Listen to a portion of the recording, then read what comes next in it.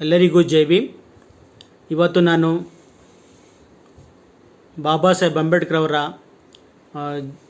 ಜನ್ಮದಿನ ಪ್ರಯುಕ್ತ ಅಂಬೇಡ್ಕರ್ ಅವರನ್ನ ಕುರಿತು ಒಂದಷ್ಟು ವಿಚಾರಗಳನ್ನು ತಮ್ಮ ಮುಂದೆ ಹಂಚ್ಕೊಳ್ಳೋಕ್ಕೆ ಇಷ್ಟಪಡ್ತೇನೆ.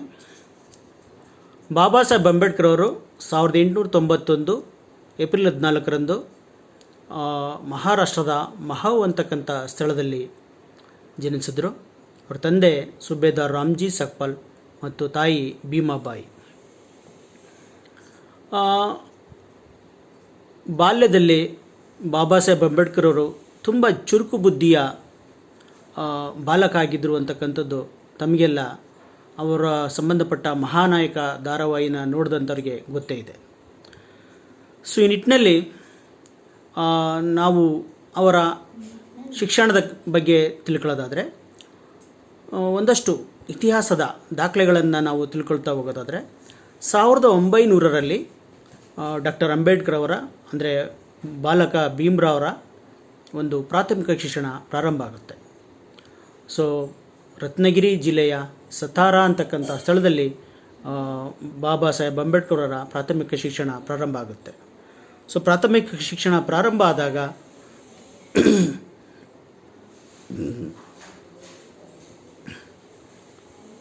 ಅವರಿಗೆ ಪ್ರಾಥಮಿಕ ಒಂದು ಶಾಲೆಯಲ್ಲಿ ಓರ್ವ ನೆಚ್ಚಿನ ಗುರುಗಳಿರ್ತಾರೆ. ಅವರ ಹೆಸರು ಅಂಬೇಡ್ಕರ್ ಅಂತ. ಸೊ ಅಂಬೇಡ್ಕರ್ ಗುರುಗಳ ಹೆಸರೇ ಭೀಮ್ರಾವ್ಗೆ ಬಂತು ಅಂತಕ್ಕಂಥ ಒಂದು ಪ್ರತೀತಿ ಇದೆ. ನಿಟ್ಟಿನಲ್ಲಿ ಭೀಮ್ರಾವ್ ಅಂಬೇಡ್ಕರ್ ಆಗ್ತಾರೆ ಅಂತಕ್ಕಂಥ ವಿಚಾರವನ್ನು ನಾವೆಲ್ಲ ತಿಳ್ಕೊಬೇಕಾಗುತ್ತೆ ಸ್ನೇಹಿತರೆ.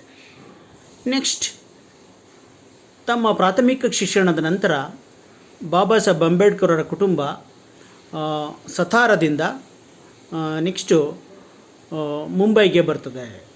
ಸತಾರದಿಂದ ಮುಂಬೈಗೆ ಬರ್ತದೆ ಅಂತಕ್ಕಂಥ ವಿಚಾರ. ಸೊ ಮುಂಬೈಗೆ ಬಂದಾಗ ಮುಂಬೈನ ಎಲ್ಫಿನ್ಸ್ಟೋನ್ ಶಾಲೆಯಲ್ಲಿ ಬಾಬಾ ಸಾಹೇಬ್ ಅಂಬೇಡ್ಕರ್ ಅವರ ಪ್ರೌಢ ಶಿಕ್ಷಣ ಪ್ರಾರಂಭ ಆಗುತ್ತೆ ಸ್ನೇಹಿತರೆ. 1904ರಲ್ಲಿ ಮುಂಬೈನ ಎಲ್ಫಿನ್ಸ್ಟೋನ್ ಶಾಲೆಯಲ್ಲಿ ಅಂಬೇಡ್ಕರ್ ಅವರ ಹೈಸ್ಕೂಲ್ ಶಿಕ್ಷಣ ಪ್ರಾರಂಭ ಆಗುತ್ತೆ. ಅಂತೆಯೇ 1907ರಲ್ಲಿ ಅವರು ಮೆಟ್ರಿಕ್ಯುಲೇಷನ್ ಪರೀಕ್ಷೆಯಲ್ಲಿ ತೆರೆಗಡೆ ಆಗ್ತಾರೆ ಸ್ನೇಹಿತರೆ. ಅತ್ಯಂತ ಆ ಕಾಲದಲ್ಲಿ ಶೋಷಿತ ಸಮುದಾಯದ ನಡುವೆ ಇದ್ದಂಥ ವ್ಯಕ್ತಿಗಳು ಶಿಕ್ಷಣವನ್ನೇ ಪಡೆಯೋದು ತುಂಬ ಕಷ್ಟ ಆಗಿದ್ದಂಥ ಒಂದು ಸಂದರ್ಭದಲ್ಲಿ ಶೋಷಿತ ಸಮುದಾಯದಲ್ಲಿ ಜನಿಸಿದಂಥ ಒಬ್ಬ ಬಾಲಕ ಮೆಟ್ರಿಕ್ಯುಲೇಷನ್ ತೆರೆಗಡಾದದ್ದು ನಿಜಕ್ಕೂ ಕೂಡ ಒಂದು ಅಪರೂಪದ ಘಟನೆ ಆಗಿರ್ತದೆ. ಆ ಕಾರಣಕ್ಕೋಸ್ಕರವಾಗಿ ಅವರಿಗೆ ಸನ್ಮಾನ ಕೂಡ ಏರ್ಪಡಿಸಲಾಗುತ್ತೆ. ಆ ಸನ್ಮಾನದ ಸಂದರ್ಭದಲ್ಲಿ ಅವರ ಗುರುಗಳಾಗಿದ್ದಂಥ ಕೆಲುಸ್ಕರ್ ಅಂತಕ್ಕಂಥವ್ರು ಬಾಬಾ ಸಾಹೇಬ್ ಅಂಬೇಡ್ಕರ್ಗೆ ಗೌತಮ ಬುದ್ಧರ ಜೀವನ ಚರಿತ್ರೆಯನ್ನು ಕುರಿತ ತಾವೇ ಬರೆದಿದ್ದಂಥ a life of Gautama Buddha ಅಂತಕ್ಕಂಥ ಪುಸ್ತಕವನ್ನು ನೀಡಿ ಸನ್ಮಾನ ಮಾಡ್ತಾರೆ ಸ್ನೇಹಿತರೆ. ಈ ನಿಟ್ಟಿನಲ್ಲಿ ನಾವು ತಿಳ್ಕೊಳ್ಬೇಕು, ಬಾಬಾ ಸಾಹೇಬ್ ಅಂಬೇಡ್ಕರ್ಗೆ ಅವರ ಜೀವನದಲ್ಲಿನೇ SLCಯ ಒಂದು ಮೆಟ್ರಿಕ್ಯುಲೇಷನ್ ಹಂತದಲ್ಲಿ ಅವರಿಗೆ ಬುದ್ಧರ ಪರಿಚಯ ಆಯಿತು ಅಂತಕ್ಕಂಥ ವಿಚಾರವನ್ನು ತಿಳ್ಕೊಬೇಕಾಗುತ್ತೆ. ನೆಕ್ಸ್ಟ್, ಬಾಬಾ ಸಾಹೇಬ್ ಅಂಬೇಡ್ಕರ್ ಅವರ ಹೈಸ್ಕೂಲ್ ಶಿಕ್ಷಣದ ನಂತರ ಅವರು ಇಂಟರ್ಮೀಡಿಯೇಟನ್ನು ಅದೇ ಎಲ್ಫಿನ್ಸ್ಟೋನ್ ಒಂದು ಕಾಲೇಜಿನಲ್ಲಿ ಮುಂದುವರಿಸ್ತಾರೆ. ನೆಕ್ಸ್ಟು ಅದೇ ಎಲ್ಫಿನ್ಸ್ಟೋನ್ ಕಾಲೇಜಿನಲ್ಲಿ BA ಪದವಿ ಕೂಡ ಸೇರ್ತಾರೆ. ಸೊ ಈ BA ಪದವಿಗೆ ಸೇರಿದಾಗ ಬಾಬಾ ಸಾಹೇಬ್ ಅಂಬೇಡ್ಕರ್ ಅವರ ಕುಟುಂಬ ಎಲ್ಲಿ ವಾಸ ಆಗಿತ್ತಪ್ಪ ಅಂತಂದರೆ ಮುಂಬೈನ ನಗರಾಭಿವೃದ್ಧಿ ಪ್ರಾಧಿಕಾರ ಅಥವಾ ನಗರಾಭಿವೃದ್ಧಿ ಟ್ರಸ್ಟ್ನ ಒಂದು ಕಟ್ಟಡದಲ್ಲಿ 2ನೇ ಮಹಡಿಯಲ್ಲಿ 2 ಸಣ್ಣ ಕಿರಿದಾದ ಕೋಣೆಗಳ ಒಂದು ಮಧ್ಯೆ ಕಿರಿದಾದ ಕೋಣೆಗಳು ಆ ಒಂದು ಪುಟ್ಟ ಸ್ಥಳದಲ್ಲಿ ಬಾಬಾ ಸಾಹೇಬ್ ಅಂಬೇಡ್ಕರ್ ಇಡೀ ಕುಟುಂಬ ವಾಸ ಆಗಿರುತ್ತೆ ಸ್ನೇಹಿತರೆ.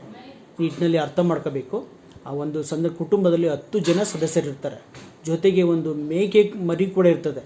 ಸೊ ಅಷ್ಟೂ ಜನ ಸದಸ್ಯರು ಆ 2 ಕಿರಿದಾದ ಕೋಣೆಗಳ ಒಂದು ಮನೆಯಲ್ಲಿ ವಾಸ ಮಾಡ್ತಿದ್ರು ಸ್ನೇಹಿತರೆ. ಅರ್ಥ ಮಾಡ್ಕೋಬೇಕು ಬಾಬಾ ಸಾಹೇಬ್ ಅಂಬೇಡ್ಕರ್ ಅವರ ಪರಿಸ್ಥಿತಿ ಯಾವ ಥರ ಇತ್ತು. ಅವರ ಒಂದು ವಿದ್ಯಾಭ್ಯಾಸ ಸಂದರ್ಭದಲ್ಲಿ ಆಶ್ಚರ್ಯ ಅಂತಂದರೆ ಅಂಥ ಒಂದು ಕಿರಿದಾದ ಕೋಣೆಗಳ ಮನೆಯಲ್ಲಿ ಬಾಬಾ ಸಾಹೇಬ್ ಅಂಬೇಡ್ಕರ್ ಅವರು ಪದವಿ ಓದ್ತಾ ಇರ್ಬೇಕಾದ್ರೆ ದಿನಕ್ಕೆ 21 ಗಂಟೆ ವ್ಯಾಸಂಗ ಮಾಡ್ತಿರಂತೆ. ಅದನ್ನು ಅವರ ಜೀವನ ಚರಿತ್ರೆ ಬರೆದಿರ್ತಕ್ಕಂಥ ನರೇಂದ್ರ ಜಾಧವ್ ಅಂತವರು ತುಂಬ ಸ್ಪಷ್ಟವಾಗಿ ಮೆನ್ಷನ್ ಮಾಡಿದ್ದಾರೆ. 21 ಗಂಟೆ ಒಂದು ದಿನಕ್ಕೆ ವ್ಯಾಸಂಗ ಮಾಡ್ತಿರಂತೆ ಯಾರು, ಬಾಬಾ ಸಾಹೇಬ್ ಅಂಬೇಡ್ಕರ್ ಅವರು. ಸೊ ಈ ನಿಟ್ಟಿನಲ್ಲಿ ಎಲ್ಫಿನ್ಸ್ಟೋನ್ ಶಾಲೆಯಲ್ಲಿ ಓದ್ತಾ ಇದ್ದಂಥ ಕಾಲೇಜಿನಲ್ಲಿ ಓದ್ತಾ ಇದ್ದಂಥ ಅಂಬೇಡ್ಕರ್ ಅವರು ಅದೇ ಒಂದು ಕಾಲೇಜಿನಲ್ಲಿ BA ಪದವಿಯನ್ನು ಮುಗಿಸ್ತಾರೆ ಸ್ನೇಹಿತರೆ. ಸೊ ಅವರು BA ಪದವಿಯನ್ನು ಮುಗಿಸಿದ್ದು 1912ರಲ್ಲಿ ಅಂತಕ್ಕಂಥ ವಿಚಾರ. ಸೊ ಅಂದಾಗೆ 1902ರಲ್ಲಿ BA ಪದವಿಯನ್ನು ಮುಗಿಸಿದರು ಬಾಬಾ ಸಾಹೇಬ್ ಅಂಬೇಡ್ಕರ್ ಅಂತಂದರೆ ಅದು ಆ ಕಾಲದಲ್ಲಿ ಅವರ ಜೀವನ ಚರಿತ್ರೆನ ಬರೀತಕ್ಕಂಥ ನಮ್ಮ ಧನಂಜಯ ಕೀರವರಾಗ್ಬೋದು, ಮತ್ತು ಶಂಕರಾನಂದ ಶಾಸ್ತ್ರಿಯವರಾಗ್ಬೋದು, ನರೇಂದ್ರ ಜಾಧವ್ ಅವರಾಗ್ಬೋದು, ವಸಂತ್ ಬೂನ್ ಅವರಾಗ್ಬೋದು, ಎಲ್ಲರೂ ಕೂಡ ಹೇಳ್ತಕ್ಕಂಥದ್ದು ಅದೊಂದು ಅತ್ಯಂತ ಆಶ್ಚರ್ಯಕರವಾದ ಘಟನೆ ಆಗಿತ್ತು ಆ ಕಾಲದಲ್ಲಿ ಅಂತಕ್ಕಂಥ ವಿಚಾರ. ಈ ನಿಟ್ಟಿನಲ್ಲಿ ಬಾಬಾ ಸಾಹೇಬ್ ಅಂಬೇಡ್ಕರ್ ಅವರು ಗೆ ಅಷ್ಟೊಂದು ಸುಲಭ ಆಗಿತ್ತಾ BA ಪದವಿಯನ್ನು ಮಾಡ್ತಕ್ಕಂಥದ್ದು ಅಂತಂದರೆ ಖಂಡಿತ ಅದು ಕಷ್ಟದ ವಿಚಾರ ಆಗಿತ್ತು. ಆದರೆ BA ಪದವಿಗೆ ಅವರು ಸೇರಬೇಕಾದ್ರೆ ಅದೇ ಕೆಲುಸ್ಕರ್ ಗುರುಗಳು ಬಾಬಾ ಸಾಹೇಬ್ ಅಂಬೇಡ್ಕರ್ ಅವರಿಗೆ ಬರೋಡಾದ ಅಂದಿನ ಮಹಾರಾಜರಿಂದ ಸ್ಕಾಲರ್ಶಿಪ್ಪನ್ನು ತಿಂಗಳಿಗೆ 25 ರು ಸ್ಕಾಲರ್ಶಿಪ್ಪನ್ನು ಕೊಡಿಸ್ತಾರೆ. ಅದರ ಆಧಾರದ ಮೇಲೆ ಅಂಬೇಡ್ಕರ್ ಅವರು BA ಪರೀಕ್ಷೆಯನ್ನು ಪಾಸ್ ಮಾಡ್ತಾರೆ ಸ್ನೇಹಿತರೆ. ಅದನ್ನಂತ ತಿಳ್ಕೋಬೇಕು. ನೆಕ್ಸ್ಟ್ ಮುಂದೆ ಬಾಬಾ ಸಾಹೇಬ್ ಅಂಬೇಡ್ಕರ್ ಅವರು ಉನ್ನತ ವಿದ್ಯಾಭ್ಯಾಸಕ್ಕೆ ತೆರಳಬೇಕು ಅಂತಕ್ಕಂಥ ಇಚ್ಛೆಯನ್ನು ವ್ಯಕ್ತಪಡಿಸ್ತಾರೆ. ಅಂಥ ಸಂದರ್ಭದಲ್ಲಿ ಒನ್ಸೆಗೇನ್ ಅವರ ನೆರವಿಗೆ ಬರ್ತಕ್ಕಂಥದ್ದು ಅದೇ ಕೆಲುಸ್ಕರ್ ಗುರುಗಳು ಮತ್ತು ಮಹಾರಾಜ ಗಾಯಕ್ವಾಡ್ ಹತ್ರ ಬಾಬಾ ಸಾಹೇಬ್ರನ್ನ ಕರ್ಕೊಂಡು ಹೋಗ್ಬಿಟ್ಟು ಅವ್ರನ್ನ ಪರಿಚಯ ಮಾಡಿಸಿ, ಆಗ ಅವರಿಗೆ 2 ವರ್ಷಗಳ ಮಟ್ಟಿಗೆ, ಕೇವಲ 2 ವರ್ಷಗಳ ಮಟ್ಟಿಗೆ ತಿಂಗಳಿಗೆ 11.5 ಪೌಂಡ್ನಂತೆ ಸ್ಕಾಲರ್ಶಿಪ್ಪನ್ನು ಮಂಜೂರು ಮಾಡಿಸ್ತಾರೆ. ಆ ಒಂದು ತಿಂಗಳಿಗೆ 11.5 ಪೌಂಡ್ ಸ್ಕಾಲರ್ಶಿಪ್ಪನ್ನು ಪಡೆದಂಥ ಬಾಬಾ ಸಾಹೇಬ್ ಅಂಬೇಡ್ಕರ್ ಅವರು 1913ರಲ್ಲಿ ಜುಲೈ 20ರಂದು ಅಮೆರಿಕಾದ ಕೊಲಂಬಿಯಾ ಯೂನಿವರ್ಸಿಟಿಗೆ MA ಪದವಿಯನ್ನು ವ್ಯಾಸಂಗ ಮಾಡಲು ವಿದೇಶಕ್ಕೆ ತೆರಳುತ್ತಾರೆ ಅಂತಕ್ಕಂಥ ವಿಚಾರ. ಸೊ ಈ ನಿಟ್ಟಿನಲ್ಲಿ ಬಾಬಾ ಸಾಹೇಬ್ ಅಂಬೇಡ್ಕರ್ ಅವರಿಗೆ BA ಮತ್ತು MA ಮತ್ತು ಅಂದರೆ ಅವರಿಗೆ ಪದವಿ ಮತ್ತು ಸ್ನಾತಕೋತ್ತರ ಪದವಿಯನ್ನು ಪೂರ್ಣಗೊಳಿಸಲು ಆ ಒಂದು ಮಟ್ಟಕ್ಕೆ ಶಿಕ್ಷಣ ಪಡೆಯಲು ನೆರವಾದವರು ಪ್ರಮುಖವಾಗಿ ಕೆಲುಸ್ಕರ್ ಗುರುಗಳು ಅಂತಕ್ಕಂಥ ವಿಚಾರ. ಮತ್ತು ಅವರು ಮಹಾರಾಜರಿಂದ ಶಿಫಾರಸು ಮಾಡಿ ಒದಗಿಸ್ಕೊಟ್ಟಂಥ ಸ್ಕಾಲರ್ಶಿಪ್ ಅಂತಕ್ಕಂಥ ವಿಚಾರವನ್ನು ನಾವಿಲ್ಲಿ ತಿಳ್ಕೊಬೇಕಾಗತ್ತೆ. ನೆಕ್ಸ್ಟ್ ಬಾಬಾ ಸಾಹೇಬ್ ಅಂಬೇಡ್ಕರ್ ಕೊಲಂಬಿಯಾ ಯೂನಿವರ್ಸಿಟಿಗೆ ಬಂದಾಗ ಅದು ಒಂದು ಮುಕ್ತವಾದ ವಾತಾವರಣ ಅಂತಂದರೆ ಅಲ್ಲಿ ಯಾವುದೇ ರೀತಿ ಜಾತಿ ಮತ ಮತ್ತೊಂದು ಏನೂ ಇಲ್ಲ, ತುಂಬ ಫ್ರೀ ಎನ್ವೈರನ್ಮೆಂಟ್. ಅಂಥ ಎನ್ವೈರನ್ಮೆಂಟಲ್ಲಿ ಅವರಿಗೆ ಒಬ್ಬ ಸ್ನೇಹಿತ ಸಿಗ್ತಾನೆ, ಪಾರ್ಸಿ ಸ್ನೇಹಿತ ನಾವಲ್ ಬಥೇನಾ ಅಂತ. ಸೊ ಅವನು ಬಾಬಾ ಸಾಹೇಬ್ ಅಂಬೇಡ್ಕರ್ಗೆ ಆವಾಗ ನೆರವಾಗ್ತಾ ಇರ್ತಾನೆ, ನಾವಲ್ ಬಥೇನಾ. ಸೊ ಅಂಥ ಒಂದು ಸಂದರ್ಭದಲ್ಲಿ ಆ ಒಂದು ಬಾಬಾ ಸಾಹೇಬ್ ಅಂಬೇಡ್ಕರ್ ಅವರು ಅಂಥ ಒಂದು ಸ್ನೇಹಿತರ ನೆರವು ಮತ್ತು ಕೊಲಂಬಿಯಾ ಯೂನಿವರ್ಸಿಟಿಯ ಒಂದು ಮುಕ್ತ ವಾತಾವರಣ. ಕೊಲಂಬಿಯಾ ಯೂನಿವರ್ಸಿಟಿ ಅಂತಕ್ಕಂಥದ್ದು ಈಗಿನ ಅಮೆರಿಕದ ನ್ಯೂಯಾರ್ಕ್ ನಗರದಲ್ಲಿದೆ. ಆ ನ್ಯೂಯಾರ್ಕ್ ನಗರದ ಮುಕ್ತ ವಾತಾವರಣದಲ್ಲಿ ಅಂಬೇಡ್ಕರ್ ತುಂಬ ಅದ್ಭುತವಾಗಿ ಕಲಿಯೋಕ್ಕೆ ಪ್ರಾರಂಭ ಮಾಡ್ತಾರೆ. ಸಂತಸದ ವಿಚಾರ ಏನಪ್ಪ ಅಂತಂದರೆ ಅವರಿಗೆ ಆ ಕಾಲದಲ್ಲಿ ಮತ್ತು ಈಗಲೂ ಕೂಡ ಒಬ್ಬ ಶ್ರೇಷ್ಠ ಚಿಂತಕ ಅಂತಕ್ಕಂಥ ಬಿರುದಿಗೆ ಖ್ಯಾತಾಗಿರ್ತಕ್ಕಂಥ ಜಾನ್ ಡ್ಯೂಯಿ ಅವರು ಅಂಬೇಡ್ಕರ್ ಅವರಿಗೆ ಗುರುಗಳಾಗಿ ಬರ್ತಾರೆ ಇಲ್ಲಿ ಕೊಲಂಬಿಯಾ ಯೂನಿವರ್ಸಿಟಿಯಲ್ಲಿ. ಸೊ ಆ ಜಾನ್ ಡ್ಯೂಯಿ ಅವರ ಸಂಪರ್ಕಕ್ಕೆ ಅಂಬೇಡ್ಕರ್ ಬರ್ತಾನೆ. ಅವರಲ್ಲಿ ಒಂದು ತುಂಬ ದೊಡ್ಡ ಸ್ಫೂರ್ತಿಯ ವಾತಾವರಣ ಉಂಟಾಗುತ್ತೆ. ಈ ನಿಟ್ಟಿನಲ್ಲಿ 1915 ಜೂನ್ 2ರಂದು ಅಂಬೇಡ್ಕರ್ ಅವರು ತಮ್ಮ MA ಪದವಿಯನ್ನು ಮುಗಿಸ್ತಾರೆ ಬಂಧುಗಳು. ಅಂದಾಗೆ MA ಪದವಿಗೆ ಅಂಬೇಡ್ಕರ್ ಅವರು ಒಂದು ಮಂಡಿಸಿದಂಥ ಪ್ರಬಂಧ ಯಾವುದಪ್ಪ ಅಂತಂದರೆ administration of finance of East India company. ಅಂದರೆ ಆ ಕಾಲದಲ್ಲಿ ಬ್ರಿಟಿಷರ ಒಂದು ಸರ್ಕಾರ ಈಸ್ಟ್ ಇಂಡಿಯಾ ಕಂಪ್ನಿಯ ಸರ್ಕಾರ ಆಗಿತ್ತು. ಆ ಈಸ್ಟ್ ಇಂಡಿಯಾ ಕಂಪ್ನಿಯಲ್ಲಿ ಹಣಕಾಸು ಆಡಳಿತ ಯಾವ ಥರ ಇದೆ ಅಂತಕ್ಕಂಥ ವಿಚಾರವನ್ನು ಅಂಬೇಡ್ಕರ್ ಅವರು ತಮ್ಮ ಒಂದು ಪ್ರಬಂಧದಲ್ಲಿ ಮಂಡಿಸಿದ್ರು. ಆ ಮೂಲಕ ಅವರು MA ಪದವಿಯನ್ನು ಪಡೆದರು ಅಂತಕ್ಕಂಥ ವಿಚಾರ. ಅಂದಾಗೆ ಅದೇ ಸಂದರ್ಭದಲ್ಲಿ ಆ ಒಂದು MA ಪದವಿಯನ್ನು ಅವರು ಮುಗಿಸ್ತಾ ಇರಬೇಕಾದ್ರೆ ಒಂದು ಸೆಮಿನಾರ್ ನಡೀತದೆ. ಆ ಸೆಮಿನಾರ್ ನಲ್ಲಿ ಗೋಲ್ಡನ್ ವೈಸರ್ ಅಂತಕ್ಕಂಥವರ ಒಂದು ಮೆಮೋರಿಯಲ್ ಸೆಮಿನಾರ್, ಜ್ಞಾಪಕಾರ್ಥ ಆ ಸೆಮಿನಾರ್ಲಿ ಬಾಬಾ ಸಾಹೇಬ್ ಅಂಬೇಡ್ಕರ್ ಅವರು ಒಂದು ಪ್ರಬಂಧವನ್ನು ಮಂಡಿಸ್ತಾರೆ. ಆ ಪ್ರಬಂಧ ಎಲ್ಲಿ ಮಂಡಿಸ್ತಾರೆ ಅಂತಂದರೆ ಕೊಲಂಬಿಯಾ ಯೂನಿವರ್ಸಿಟಿಯಲ್ಲಿ. ಆ ಪ್ರಬಂಧ ಯಾವುದಪ್ಪ ಅಂತಂದರೆ ಕ್ಯಾಸ್ಟ್ ಇನ್ ಇಂಡಿಯಾ, ಕನ್ನಡದಲ್ಲಿ ಹೇಳೋದಾದರೆ ಭಾರತದಲ್ಲಿರ್ತಕ್ಕಂಥ ಜಾತಿ ವ್ಯವಸ್ಥೆ. ಸೊ ಭಾರತದಲ್ಲಿರ್ತಕ್ಕಂಥ ಜಾತಿ ವ್ಯವಸ್ಥೆ ಅಂತಕ್ಕಂಥ ಒಂದು ಪ್ರಬಂಧವನ್ನು ಬಾಬಾ ಸಾಹೇಬ್ ಅಂಬೇಡ್ಕರ್ ಅಮೆರಿಕದಲ್ಲಿ ಮಂಡಿಸ್ತಾರೆ, ಆಂಥ್ರೋಪಾಲಜಿ ಸಮ್ಮೇಳನದಲ್ಲಿ ಮಂಡಿಸ್ತಾರೆ. ಆ ಮೂಲಕ ಅವರು ತಮ್ಮ ವಿದ್ಯಾಭ್ಯಾಸದ ಜೊತೆಗೇ ಅರ್ಥಶಾಸ್ತ್ರದ ಜೊತೆಗೇ ಈ ದೇಶದ ಜಾತಿ ವ್ಯವಸ್ಥೆಯ ಪೋಸ್ಟ್ ಮಾರ್ಟಮ್ ಕೂಡ ಮಾಡೋಕ್ಕೆ ಪ್ರಾರಂಭ ಮಾಡ್ತಾರೆ ಅಂತಕ್ಕಂಥ ವಿಚಾರವನ್ನು ನಾವು ತಿಳ್ಕೊಬೇಕಾಗುತ್ತೆ ಸ್ನೇಹಿತರೆ. ಇನ್ನು MA ಪದವಿ ನಂತರ ಬಾಬಾ ಸಾಹೇಬ್ ಅಂಬೇಡ್ಕರ್ ಅವರು 1917ರಲ್ಲಿ ಅದೇ ಕೊಲಂಬಿಯಾ ಯೂನಿವರ್ಸಿಟಿಯಲ್ಲಿ PhD ಪದವಿಗೆ ಜಾಯ್ನ್ ಆಗ್ತಾರೆ. ಅಂದಾಗೆ ಬಾಬಾ ಸಾಹೇಬ್ ಅಂಬೇಡ್ಕರ್ ಅವರ ಒಂದು PhD ಪದವಿ ವಿಷಯ ಏನಪ್ಪ ಅಂತಂದರೆ national dividend a historical and analytical study. ಒನ್ಸೇಗೆ ಏನದು ಅರ್ಥಶಾಸ್ತ್ರಕ್ಕೆ ಸಂಬಂಧಪಟ್ಟ ಹಣಕಾಸಿಗೆ ಸಂಬಂಧಪಟ್ಟ ವಿಚಾರವಾಗಿತ್ತು. ಅದನ್ನು 1925ರಲ್ಲಿ ಅದು ಒಂದು ಬುಕ್ ರೂಪದಲ್ಲೂ ಕೂಡ ಪ್ರಕಟ ಆಯಿತು. ಅದ್ಯಾವುದಪ್ಪ ಅಂತಂದರೆ ಅದೇ ಒಂದು ಪ್ರಬಂಧ ಯಾವ ರೀತಿ ಅಂತಂದರೆ evolution of provincial finance in British India ಅಂತಕ್ಕಂಥ ಟೈಟಲ್ ಮೂಲಕ 1925ರಲ್ಲಿ ಅದು ಪುಸ್ತಕ ರೂಪದಲ್ಲೂ ಕೂಡ ಪ್ರಕಟ ಆಯಿತು. ಅಂದಾಗೆ ಈ evolution of provincial finance in British India, British ಭಾರತದಲ್ಲಿ ಪ್ರಾಂತ್ಯಗಳಲ್ಲಿನ ಹಣಕಾಸು ಒಂದು ವ್ಯವಸ್ಥೆ ಅಥವಾ ಯಾವ ಥರ ವಿಕಾಸ ಹೊಂದಿತು ಅಂತಕ್ಕಂಥ ವಿಚಾರ. ಸೊ ಈ ಒಂದು ವಿಚಾರದ ಬಗ್ಗೆ ಬಾಬಾ ಸಾಹೇಬ್ ಅಂಬೇಡ್ಕರ್ ಪ್ರಬಂಧವನ್ನು ಮಂಡಿಸ್ತಾರೆ ಮತ್ತು ಅಂಬೇಡ್ಕರ್ ಮಂಡಿಸಿದಂಥ ಈ ಥೀಸಿಸ್ಗೆ ಕೊಲಂಬಿಯಾ ಯೂನಿವರ್ಸಿಟಿ ಏನು ಮಾಡುತ್ತೆ 1925ರಲ್ಲಿ PhDಯನ್ನು ಮಂಜೂರು ಮಾಡುತ್ತೆ ಸ್ನೇಹಿತರೆ. ಈ ನಿಟ್ಟಿನಲ್ಲಿ ನಾವು ಬಾಬಾ ಸಾಹೇಬ್ ಅಂಬೇಡ್ಕರ್ ಶಿಕ್ಷಣ ತಿಳ್ಕೋಬೇಕಾದ್ರು BA, MA ಮತ್ತು PhD ಪದವಿಯನ್ನು ಮುಖ್ಯವಾಗಿ MA ಮತ್ತು PhD ಪದವಿಯನ್ನು ಅಮೆರಿಕದ ನ್ಯೂಯಾರ್ಕ್ ನಗರದ ಕೊಲಂಬಿಯಾ ಯೂನಿವರ್ಸಿಟಿಯಲ್ಲಿ ಪಡಿತಾರೆ ಅಂತಕ್ಕಂಥ ವಿಚಾರ. ನೆಕ್ಸ್ಟ್ ಅಂಬೇಡ್ಕರ್ ಅವ್ರಿಗೆ ಶಿಕ್ಷಣ ಅಂತಂದರೆ ಅವರ ಒಂದು ಶೈಕ್ಷಣಿಕ ದಾಹ ಅಲ್ಲಿಗೆ ಮುಗಿಯಲ್ಲ, ಅದೊಂದು ರೀತಿ ನಿರಂತರವಾದ ಜ್ಞಾನದ ದಾಹ. ಸೊ ಈ ನಿಟ್ಟಿನಲ್ಲಿ ಅವರು ಮುಂದೆ ಏನು ಮಾಡ್ತಾರಪ್ಪ ಅಂತಂದರೆ ಅಮೆರಿಕದಲ್ಲಿ ಇರಬೇಕಾದ್ರೇ ಅವ್ರಿಗೆ ಸ್ಕಾಲರ್ಶಿಪ್ ಅಷ್ಟೊತ್ತಿಗಾಗಲೇ ಮುಗಿದೋಗುತ್ತೆ. ಸಯಾಜಿರಾವ್ ಗಾಯಕ್ವಾಡರು ಕೊಟ್ಟಿರ್ತಕ್ಕಂಥ ಮತ್ತೆ ಅವರು ಅಪ್ಲಿಕೇಶನ್ ಹಾಕೊಳ್ತಾರೆ ನನಗೆ ಸ್ಕಾಲರ್ಶಿಪ್ಪನ್ನು ಮುಂದುವರಿಸಿ ಅಂತ. ಸೊ ಆ ಒಂದು ಮುಗಿತಾ ಇರ್ತಕ್ಕಂಥ ಸಂದರ್ಭದಲ್ಲಿ ಇನ್ನೂ 1 ವರ್ಷ ಇರ್ತದೆ ಸ್ಕಾಲರ್ಶಿಪ್ ಮುಗಿದು, ಅದೇ ಸಂದರ್ಭದಲ್ಲಿ ಬಾಬಾ ಸಾಹೇಬ್ ಅಂಬೇಡ್ಕರ್ ಅವರು ಆ ಸ್ಕಾಲರ್ಶಿಪ್ಪನ್ನು ಬಳಸ್ಕೊಂಡು ಅಮೆರಿಕದಿಂದ ಲಂಡನ್ಗೆ ಹೋಗ್ತಾರೆ ಸ್ನೇಹಿತರೆ, ತಮ್ಮ ವಿದ್ಯಾಭ್ಯಾಸವನ್ನು ಮುಂದುವರ್ಸೋಕ್ಕೆ. ಲಂಡನ್ನಲ್ಲಿ ಅವರು ಹೋಗ್ಬಿಟ್ಟು DSc ಪದವಿಗೆ ಜಾಯ್ನ್ ಆಗ್ತಾರೆ. ಸೊ DSc ಪದವಿಗೆ ಜಾಯ್ನ್ ಆಗೋಕ್ಕೆ ಮುಂಚೆ ಒಂದು ಪ್ರೀ ಕೋರ್ಸ್ ಅಂತಕ್ಕಂಥದ್ದು ಅದು MSc ಆಗಿರ್ತದೆ. MScಯನ್ನು ಕೂಡ ಬಾಬಾ ಸಾಹೇಬ್ ಮುಗಿಸಿ ನಂತರ DSc ಪದವಿಗೆ ಅಂದರೆ ಡಾಕ್ಟರ್ ಆಫ್ ಸೈನ್ಸ್ ಅರ್ಥಶಾಸ್ತ್ರದಲ್ಲಿ ಅವರು ಜಾಯ್ನ್ ಆಗ್ತಾರೆ ಸ್ನೇಹಿತರೆ. So at the same time London school of ಎಕನಾಮಿಕ್ಸಲ್ಲಿ ಲಂಡನ್ನಲ್ಲಿ ಅವರು ಒಂದು ಕಡೆ ಅರ್ಥಶಾಸ್ತ್ರದಲ್ಲಿ ಒಂದು ಡಾಕ್ಟರ್ ಆಫ್ ಸೈನ್ಸ್ ಪದವಿಗೆ ಜಾಯ್ನ್ ಆಗಿರ್ತಾರೆ. ಅದೇ ಸಂದರ್ಭದಲ್ಲಿ ಗ್ರೇಸಿನ್ ಅಂತಕ್ಕಂಥ ಇನ್ನೊಂದು ಕಾನೂನು ಕಾಲೇಜಿಗೆ ಅವರು ಬ್ಯಾರಿಸ್ಟರ್ ಮಾಡೋಕ್ಕೂ ಕೂಡ ಬಾರ್ ಲಾ ಪದವಿ ಕೂಡ ಬ್ಯಾರಿಸ್ಟರ್ ಪದವಿ ಕೂಡ ಏನು ಮಾಡ್ತಾರೆ ಕೋರ್ಸ್ಗೆ ಸೇರ್ಕೊಳ್ತಾರೆ. ಬಾರ್ ಲಾ ಕೋರ್ಸು ಕೂಡ ನಾವು ಗಮನಿಸಬೇಕು. ಲಂಡನ್ಗೆ ಸೀದಾ ಅಮೆರಿಕದಿಂದ ಲಂಡನ್ಗೆ ಬಂದಂಥ ಬಾಬಾ ಸಾಹೇಬ್ ಅಂಬೇಡ್ಕರ್ ಅವರು ಒಂದು ಕಡೆ ಡಾಕ್ಟರ್ ಆಫ್ ಸೈನ್ಸ್ ಪದವಿ, ಮತ್ತೊಂದು ಕಡೆ ಬಾರ್ ಲಾ ಪದವಿ ಎರಡನ್ನೂ ಕೂಡ ಒಟ್ಟೊಟ್ಟಿಗೆ ಮಾಡ್ತಾರೆ ಸ್ನೇಹಿತರೆ. ಅದರಿಂದ ಅವರ ಒಂದು ಜ್ಞಾನದ ಒಂದು ಓದುವಿಕೆಯ ಮಟ್ಟ ಯಾವ ರೀತಿ ಇದೆ ಅಂತಕ್ಕಂಥ ನಾವು ತಿಳ್ಕೋಬೇಕು. ದುರಂತ ಅಂತಂದರೆ ಅವರು ಲಂಡನ್ನಲ್ಲಿ 1 ವರ್ಷ ಇರ್ತಾರೆ, ಆದರೆ ಅವರ ಸ್ಕಾಲರ್ಶಿಪ್ ಮುಗಿದ್ರಿಂದ 1917ರಲ್ಲಿ ಲಂಡನ್ನಿಂದ ವಾಪಸ್ ಬಂದುಬಿಡ್ತಾರೆ. ಅಂದರೆ ಅವರ ಒಂದು ಕೋರ್ಸನ್ನು ಅವರು DSc ಪದವಿಯನ್ನು ಮುಗಿಸೋಕ್ಕಾಗಲ್ಲ. ಬಟ್ ಬರಬೇಕಾದ್ರೆ ಅವ್ರು ಏನು ಮಾಡಿರ್ತಾರಪ್ಪ ಅಂತಂದರೆ ಲಂಡನ್ ಸ್ಕೂಲ್ ಆಫ್ ಎಕನಾಮಿಕ್ಸ್ಲಿ ಅವರಿಗೆ 6 ತಿಂಗಳ ಅವಕಾಶವನ್ನು ಕೊಟ್ಟಿರ್ತಾರೆ ಕಾಲೇಜಿನಿಂದ. ನೀವು 6 ತಿಂಗಳ ಒಳಗೆ ನೀವು ವಾಪಸ್ ಬಂದರೆ ಮತ್ತೆ ನಿಮ್ಮ ಒಂದು ಕೋರ್ಸನ್ನು ಮುಂದುವರಿಸ್ಬೋದು ಅಂತಕ್ಕಂಥ ಒಂದು ಕಂಡೀಷನ್ ಮೇಲೆ ವಾಪಸ್ ಕಳಿಸಿರ್ತಾರೆ.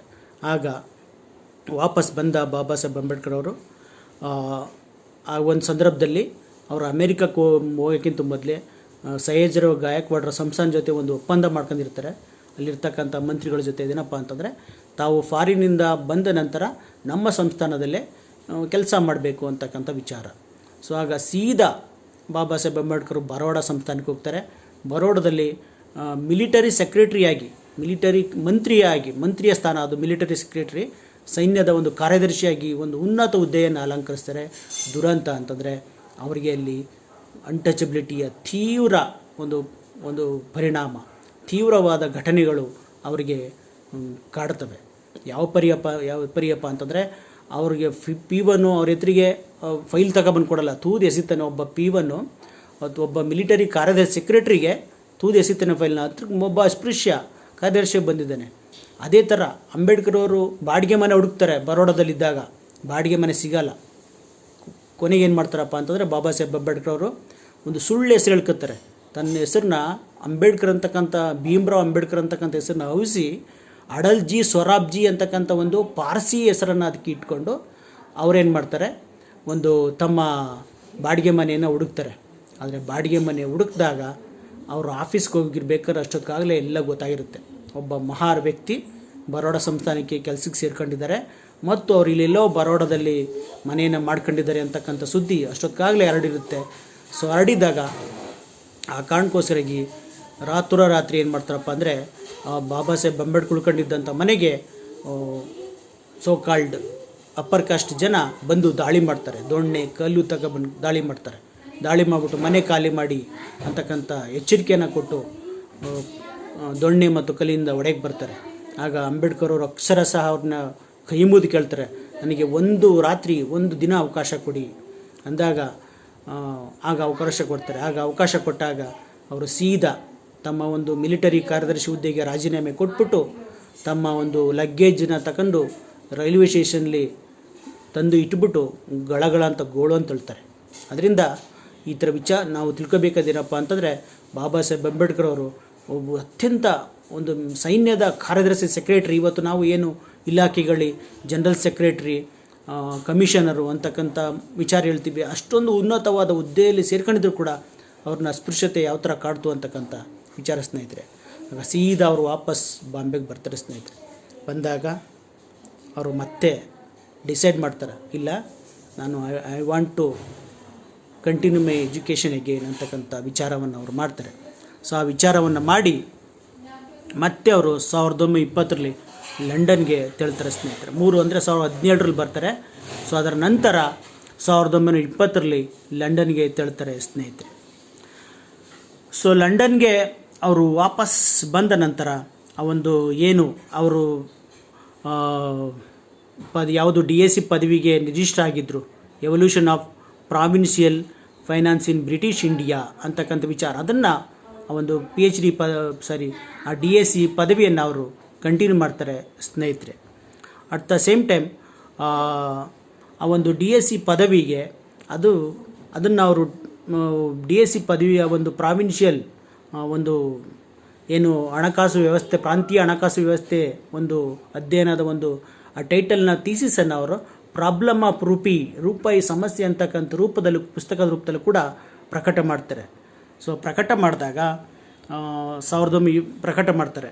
At the same time 1922 June 28ರಂದು ಅಂಬೇಡ್ಕರ್ ಅವರು ಭಾರತ್ ಲಾ ಪದವಿಯನ್ನು ಕೂಡ ಪೂರ್ಣಗೊಳಿಸ್ತಾರೆ. ಆ ಮೂಲಕ ಬ್ಯಾರಿಸ್ಟರ್ ಅಂಬೇಡ್ಕರ್ ಆಗ್ತಾರೆ. ಸೊ ಒಟ್ಟಾರೆ ನೆಕ್ಸ್ಟ್ ಅದೇ ವರ್ಷ, ಅದರ ನೆಕ್ಸ್ಟ್ ವರ್ಷ 1923ರಲ್ಲಿ London school of economics Ambedkar ಅವರ ಆ ಪ್ರಾಬ್ಲಮ್ ಆಫ್ ಅಂತಕ್ಕಂಥ ಪ್ರಬಂಧ ಥೀಸಿಸನ್ನು ಕೂಡ ಅಂಗೀಕಾರ ಮಾಡಿ ಅವರಿಗೆ DSc ಪದವಿಯನ್ನು ನೀಡುತ್ತೆ. ಒಟ್ಟೊಟ್ಟಿಗೆ 1922 ಮತ್ತು 23ರಂದು ಅಂಬೇಡ್ಕರ್ ಭಾರತ್ ಲಾ ಮತ್ತು DSc ಎರಡೂ ಪದವಿಗಳನ್ನು ಲಂಡನ್ನಲ್ಲಿ ಪಡಿತಾರೆ ಸ್ನೇಹಿತರೆ. ಈ ವಿಚಾರಗಳನ್ನು ತಿಳ್ಕೋಬೇಕು. ಸೊ ಒಟ್ಟೊಟ್ಟಿಗೆ ಈಗ ಈ ಸಂದರ್ಭದಲ್ಲಿ ನಾವು ತಿಳ್ಕೋಬೇಕು ವಿಚಾರ ಏನಪ್ಪ ಅಂತಂದರೆ, ಅಂಬೇಡ್ಕರ್ ಅವರ ಮುಡಿಯಲ್ಲಿ ಈಗ 2 ಡಾಕ್ಟರೇಟ್ ಪದವಿಗಳಿವೆ. ಒಂದು ಕೊಲಂಬಿಯಾ ಯೂನಿವರ್ಸಿಟಿಯಲ್ಲಿ ಗಳಿಸಿದಂತಹ PhD ಪದವಿ, ಮತ್ತೊಂದು ಲಂಡನ್ನಲ್ಲಿ ಗಳಿಸಿದಂಥ ಡಾಕ್ಟರ್ ಆಫ್ ಸೈನ್ಸ್ ಪದವಿ. ಅಟ್ ದ ಸೇಮ್ ಟೈಮ್ ಅವರೀಗ ಬ್ಯಾರಿಸ್ಟರ್ ಕೂಡ, ನ್ಯಾಯವಾದಿ ಕೂಡ. ಯಾಕಪ್ಪ ಅಂತಂದರೆ ಅವರು ಭಾರತ್ ಲಾ ಪದವಿಯನ್ನು ಕೂಡ ಪಡೆದಿರ್ತಕ್ಕಂಥದ್ದು ವಿಚಾರ ಸ್ನೇಹಿತರೆ.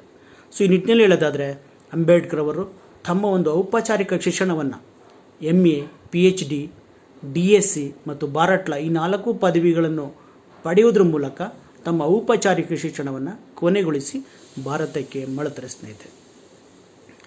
ಸೊ ಭಾರತಕ್ಕೆ ಬಂದಾಗ ಬಾಬಾ ಸಾಹೇಬ್ ಅಂಬೇಡ್ಕರ್ ಅವರು ತಮ್ಮ ಒಂದು ಹೋರಾಟದ ಜೀವನವನ್ನು ಪ್ರಾರಂಭಿಸ್ತಾರೆ.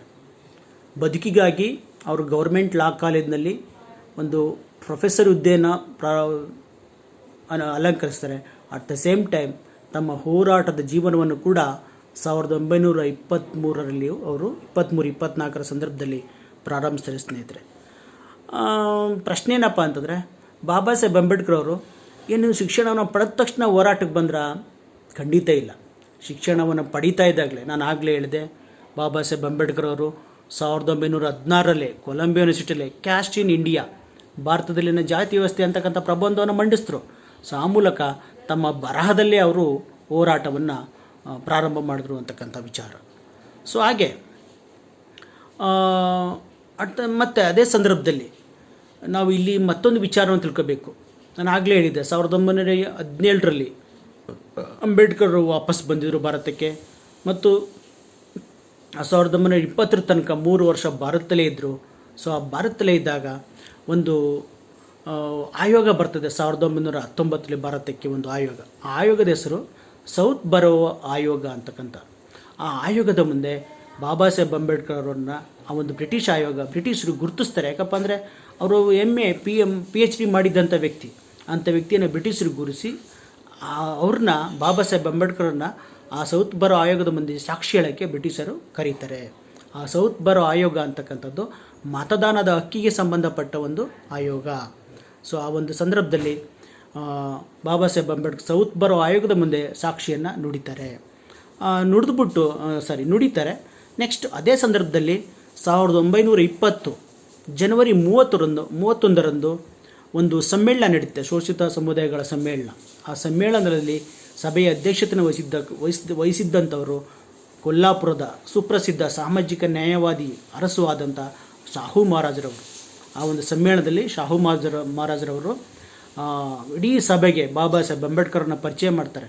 ಪರಿಚಯ ಮಾಡಿಬಿಟ್ಟು ಅವ್ರು ಹೇಳ್ತಕ್ಕಂಥ ಮಾತೇನಪ್ಪ ಅಂತಂದರೆ 1920 ಮಾರ್ಚ್ ಮಣಗಾಂವ್ ಅಂತಕ್ಕಂಥ ಸ್ಥಳದಲ್ಲಿ ಹೇಳ್ತಕ್ಕಂಥ ಮಾತೇನಪ್ಪ ಅಂದರೆ, ಶಾಹು ಮಹಾರಾಜರು ಅಂಬೇಡ್ಕರರು ನಿಮ್ಮ ರಕ್ಷಕರಾಗಿ ಮೂಡಿಬಂದಿದ್ದಾರೆ, ಅವರು ನಿಮ್ಮನ್ನು ಬಂಧನದಿಂದ ಬಿಡುಗಡೆಗೊಳಿಸುವರು ಎಂಬ ಭರವಸೆ ನನಗಿದೆ ಅಂತಕ್ಕಂಥ ಮಾತನ್ನು ಸಭಿಕರ ಮುಂದೆ ಶಾಹು ಮಹಾರಾಜ ಒಬ್ಬ ಸಾಮಾಜಿಕ ಪರಿವರ್ತನಕಾರ, ಮೇರು ವ್ಯಕ್ತಿತ್ವ, ಮೀಸಲಾತಿಯ ಜನಕ ಅಂತ ನಾವು ಯಾರನ್ನು ಕರಿತೀವಿ ಅಂತ ಶಾಹು ಮಹಾರಾಜರು ಅಂಬೇಡ್ಕರ್ ಅವ್ರನ್ನ ಇಡೀ ಶೋಷಿತ ಸಮುದಾಯಕ್ಕೆ ತುಂಬ ಪ್ರೀತಿಯಿಂದ ಮತ್ತು ಅಷ್ಟು ಭರವಸೆಯಿಂದ ಪರಿಚಯ ಮಾಡ್ತಾರೆ ಅಂತಕ್ಕಂಥ ವಿಚಾರ.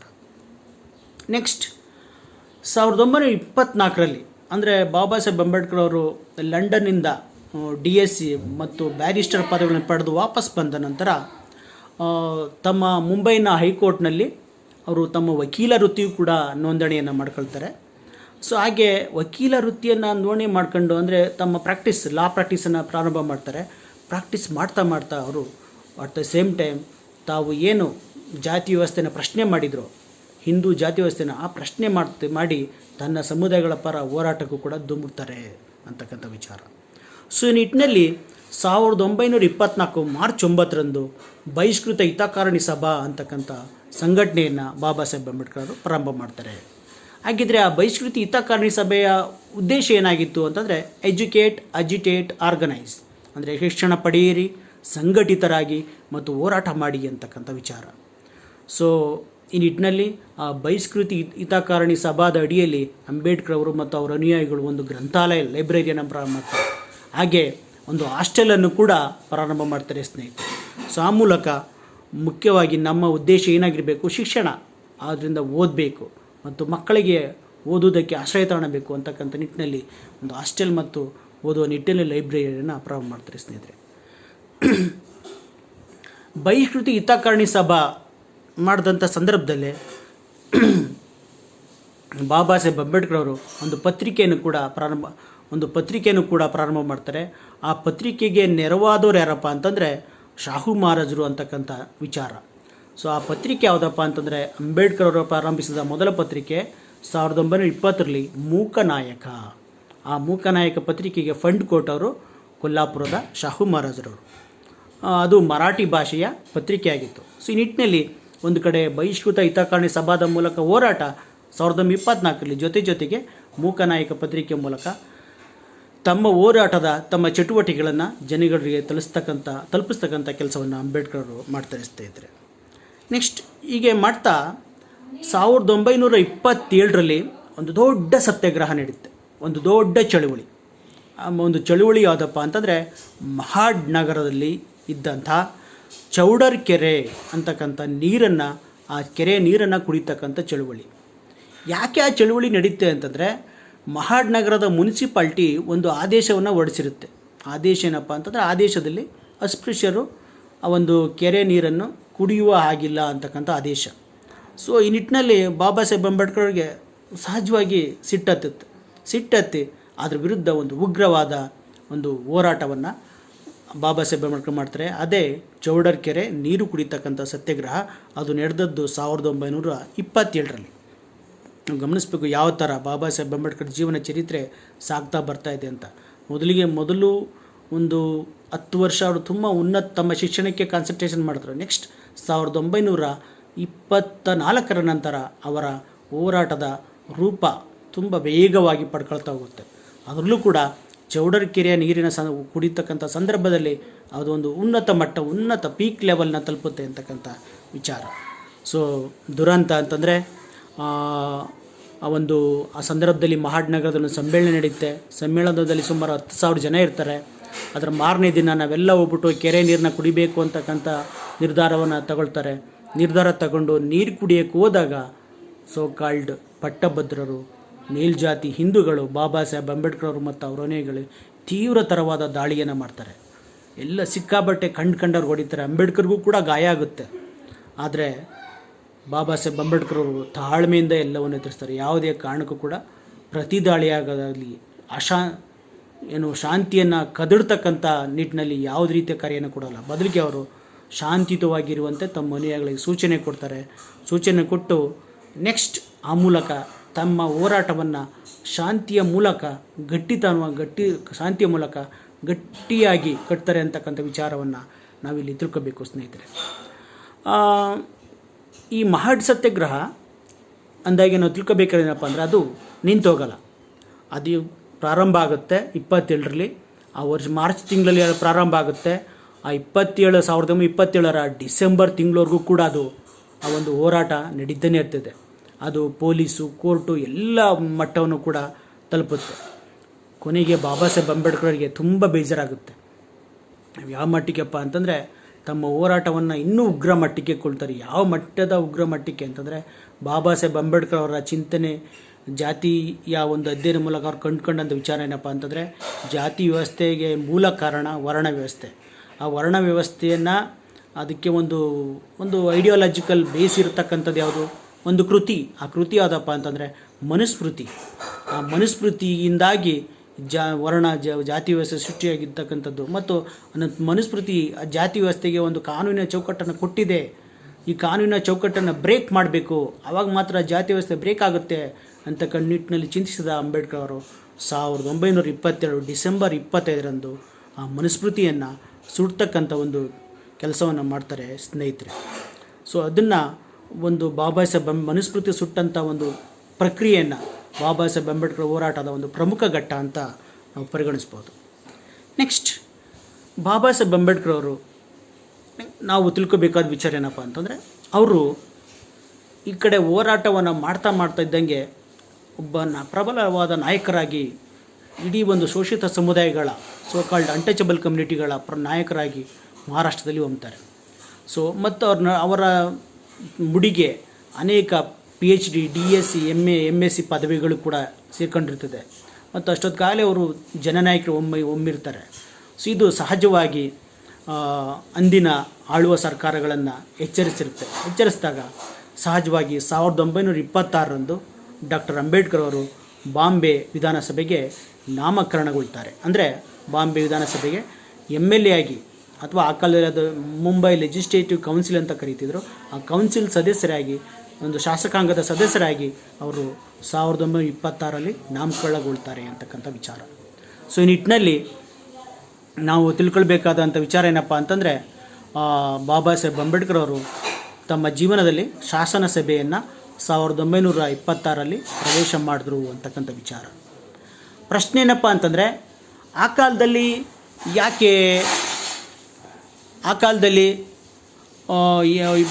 ಬೇರೆ ಯಾವ ಪದ್ಧತಿ ಇರಲಿಲ್ವಾ? ಖಂಡಿತ ಯಾವ ಪದ್ಧತಿನೂ ಇರಲಿಲ್ಲ. ಅದು ಯಾವುದಪ್ಪ ಅಂತಂದರೆ ಪದ್ಧತಿ ಯಾವುದಿರಲಿಲ್ಲ ಪದ್ಧತಿ. ಆಗ ಖಂಡಿತ ಇದ್ದದ್ದು ನಾಮಕರಣ ಪದ್ಧತಿ ಮಾತ್ರ. ನಾಮಕರಣ ಪದ್ಧತಿ ಇತ್ತು.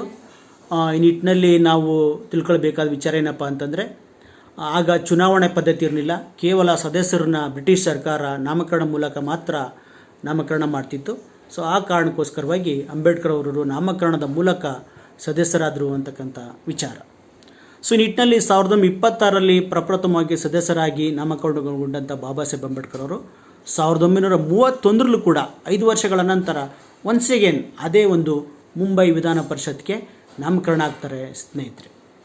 ಸೊ ಒಟ್ಟಾರೆ ಬಾಬಾ ಸಾಹೇಬ್ ಅಂಬೇಡ್ಕರ್ 1926ರಲ್ಲಿ ಪ್ರಾರಂಭ ಆದದ್ದು ಅವರ ಜೀವನ ಪೂರ್ತಿ ಅಂದರೆ 1956ರವರೆಗೂ ಕೂಡ ಒಂದಲ್ಲ ಒಂದು ಸದನದ ಸದಸ್ಯರಾಗೇ ಇದ್ದರು, ಶಾಸಕರಾಗಿ ಮತ್ತು ಸಂಸದರಾಗಿ ಮುಂದುವರಿದರು ಅಂತಕ್ಕಂಥ ವಿಚಾರವನ್ನು ನಾವಿಲ್ಲಿ ತಿಳ್ಕೊಬೇಕಾಗುತ್ತೆ. ಅದನ್ನು ಮುಂದೆ ನಾನು ತಮಗೆ ಹೇಳೋಕ್ಕೆ ಇಷ್ಟಪಡ್ತೀನಿ. ನೆಕ್ಸ್ಟ್, ಬಾಬಾ ಸಾಹೇಬ್ ಅಂಬೇಡ್ಕರ್ ಹಮ್ಮಿಕೊಂಡಂಥ ಮತ್ತೊಂದು ಪ್ರಮುಖ ಹೋರಾಟ ಯಾವುದಪ್ಪ ಅಂತಂದರೆ ಕಾಳಾರಾಮ್ ದೇಗುಲ ಪ್ರವೇಶ ಹೋರಾಟ. 1930ರಲ್ಲಿ ಈ ಹೋರಾಟ ನಡೀತದೆ. 1930 ಮಾರ್ಚ್ 1ರಂದು ಈ ಹೋರಾಟ ನಡೀತದೆ ಅಂತಕ್ಕಂಥ ವಿಚಾರ. ಸೊ ಬಾಬಾ ಸಾಹೇಬ್ ಅಂಬೇಡ್ಕರ್ ಅವರು ನಡೆಸಿದಂಥ ಈ ಹೋರಾಟದಲ್ಲಿ ಮಹಿಳೆಯರು ಕೂಡ ಪ್ರಪ್ರಥಮವಾಗಿ ಪಾಲ್ಗೊಳ್ತಾರೆ. ಸುಮಾರು 500ಕ್ಕೂ ಹೆಚ್ಚು ಮಹಿಳೆಯರು ಈ ಒಂದು ಹೋರಾಟದಲ್ಲಿ ಪಾಲ್ಗೊಳ್ತಾರೆ ಅಂತಕ್ಕಂಥ ವಿಚಾರವನ್ನು ಅವರ ಜೀವನ ಚರಿತ್ರಕಾರರು ದಾಖಲಿಸಿದ್ದಾರೆ. ಅದು ನಡೀತಕ್ಕಂಥದ್ದು 1930 ಮಾರ್ಚ್ 1ರಂದು.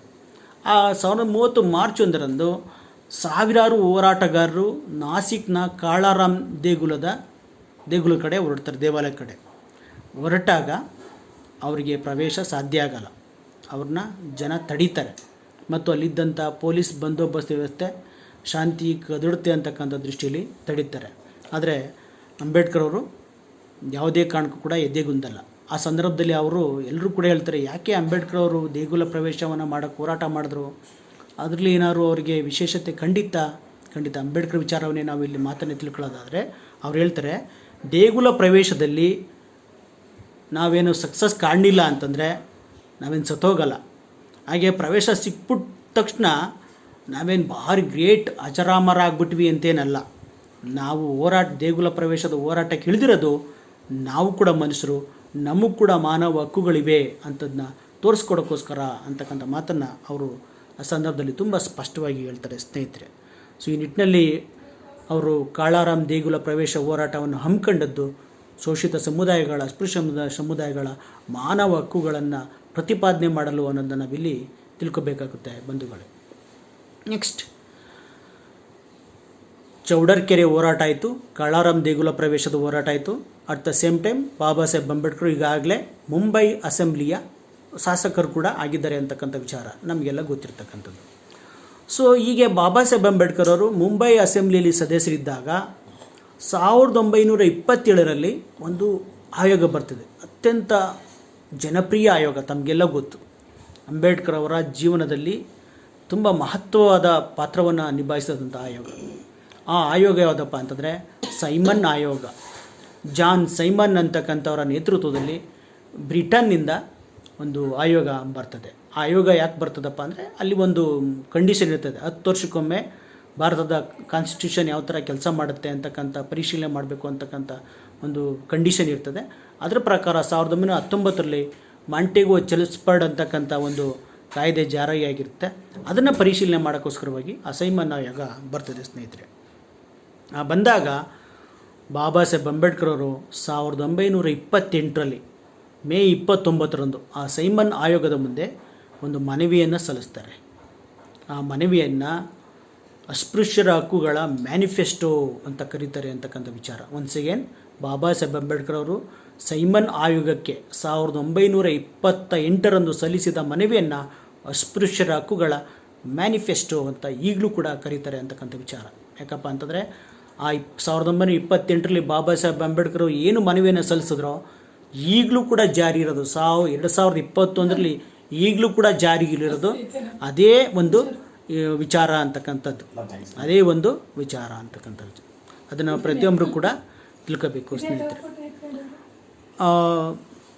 ಅಂದಾಗೆ ಬಾಬಾ ಸಾಹೇಬ್ ಅಂಬೇಡ್ಕರ್ ಅವರು ಸಲ್ಲಿಸಿದ ಈ ಮನವಿಯ ಆಧಾರದ ಮೇಲೆ ಬ್ರಿಟಿಷರು ಅಂಬೇಡ್ಕರ್ ಅವ್ರನ್ನ ಲಂಡನ್ಗೆ ಕರೀತಾರೆ.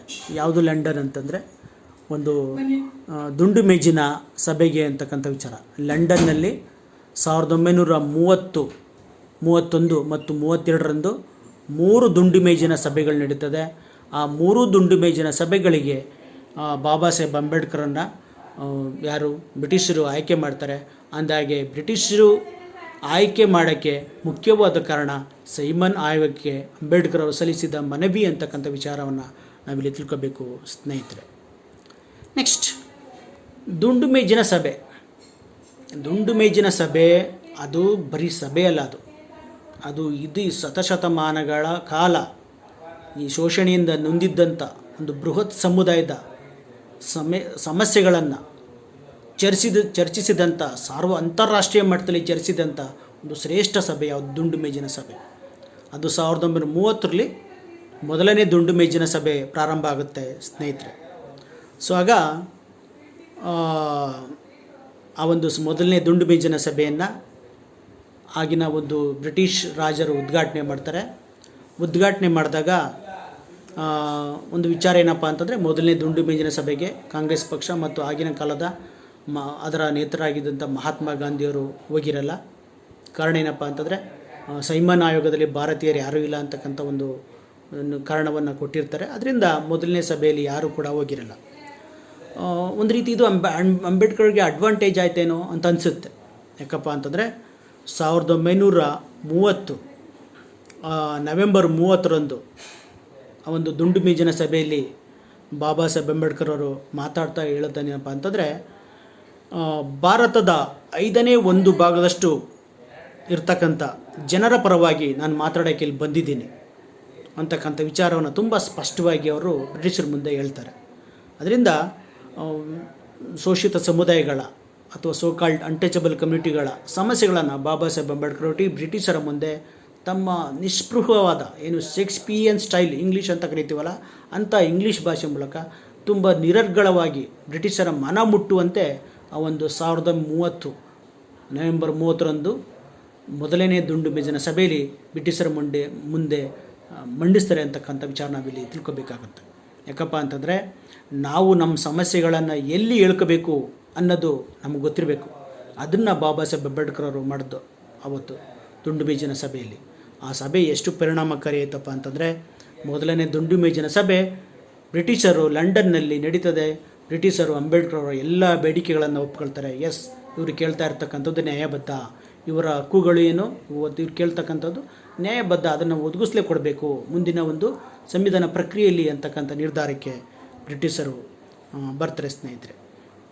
ನೆಕ್ಸ್ಟ್, ಈ ನಿಟ್ಟಿನಲ್ಲಿ ನಾವು ತಿಳ್ಕೊಳ್ಳಬೇಕಾದ ವಿಚಾರ ಏನಪ್ಪ ಅಂದರೆ, ಅಕಸ್ಮಾತ್ ಏನಾದ್ರು ಬಾಬಾ ಸಾಹೇಬರು ಮೊದಲನೇ ದುಂಡು ಮೇಜಿನ ಸಭೆಗೆ ಅಥವಾ ದುಂಡು ಮೇಜಿನ ಸಭೆಗೆ ಹೋಗಿಲ್ಲ ಅಂತಂದರೆ ಖಂಡಿತ ತಿಳ್ಕೊಳ್ಳಿ, ನಮ್ಮ ಹಕ್ಕುಗಳಿನ್ನು ಯಾವತ್ತೂ ಕೂಡ ವಿಮೋಚನೆಗೆ ಒಳಪಡ್ತಿರಲಿಲ್ಲ, ನಮಗೆ ಹಕ್ಕುಗಳು ಸಿಗ್ತಾನೆ ಇರಲಿಲ್ಲ ಅಂತಕ್ಕಂಥ ವಿಚಾರವನ್ನು ನಾವಿಲ್ಲಿ ತಿಳ್ಕೋಬೇಕಾಗುತ್ತೆ. ನೆಕ್ಸ್ಟ್, ಈ ಸಂದರ್ಭದಲ್ಲಿ ಭಾರತದಲ್ಲಿ ದೊಡ್ಡ ಸುದ್ದಿ ಆಗುತ್ತೆ. ರೌಂಡ್ ಟೇಬಲ್ ಕಾನ್ಫರೆನ್ಸ್ಲಿ ಬಾಬಾ ಸಾಹೇಬ್ ಅಂಬೇಡ್ಕರ್ ತುಂಬ ಯಶಸ್ವಿಯಾಗಿ ಅನ್ಟಚಬಲ್ ಕಾಸನ್ನು ಮಂಡಿಸಿದ್ದಾರೆ. ಅದನ್ನು ಬ್ರಿಟಿಷರು ಒಪ್ಕೊಂಡಿದ್ದಾರೆ ಅಂತಕ್ಕಂಥ ವಿಚಾರ ಎಲ್ಲರ ಕಡೆ ಹರಿದಾಡುತ್ತೆ. ಆಗ ಆ ಒಂದು ವಿಚಾರ ಸಹಜವಾಗಿ ಎಲ್ಲರಿಗೂ ಗೊತ್ತಾಗುತ್ತೆ, ಕಾಂಗ್ರೆಸ್ ಪಕ್ಷಕ್ಕೆ ಗೊತ್ತಾಗುತ್ತೆ ಮತ್ತು ಗಾಂಧೀಜಿಯವರು ಕೂಡ ಗೊತ್ತಾಗುತ್ತೆ. ಆಗ ಗಾಂಧೀಜಿಯವರು ಮೊದಲನೇ ದುಂಡು ಮೇಜಿನ ಸಭೆಗೆ ಬಂದಿರಲ್ಲ, ಎರಡನೇ ದುಂಡು ಮೇಜಿನ ಸಭೆಗೆ ಅವರು ಹೋಗ್ತಾರೆ ಅಂತಕ್ಕಂಥ ವಿಚಾರವನ್ನು ನಾವಿಲ್ಲಿ ತಿಳ್ಕೋಬೇಕಾಗುತ್ತೆ. ಎರಡನೇ ದುಂಡು ಮೇಜಿನ ಸಭೆ ಹೋದಾಗ ಗಾಂಧೀಜಿಯವರು ಮತ್ತು ಅಂಬೇಡ್ಕರ್ ನಡುವೆ ಒಂದು ದೊಡ್ಡ ಸೈದ್ಧಾಂತಿಕ ಸಂಘರ್ಷ ನಡೆಯುತ್ತೆ. ಸಂಘರ್ಷ ಅಂತಂದರೆ ನೇರ ವಾಗ್ವಾದನೆ ನಡೆಯುತ್ತೆ.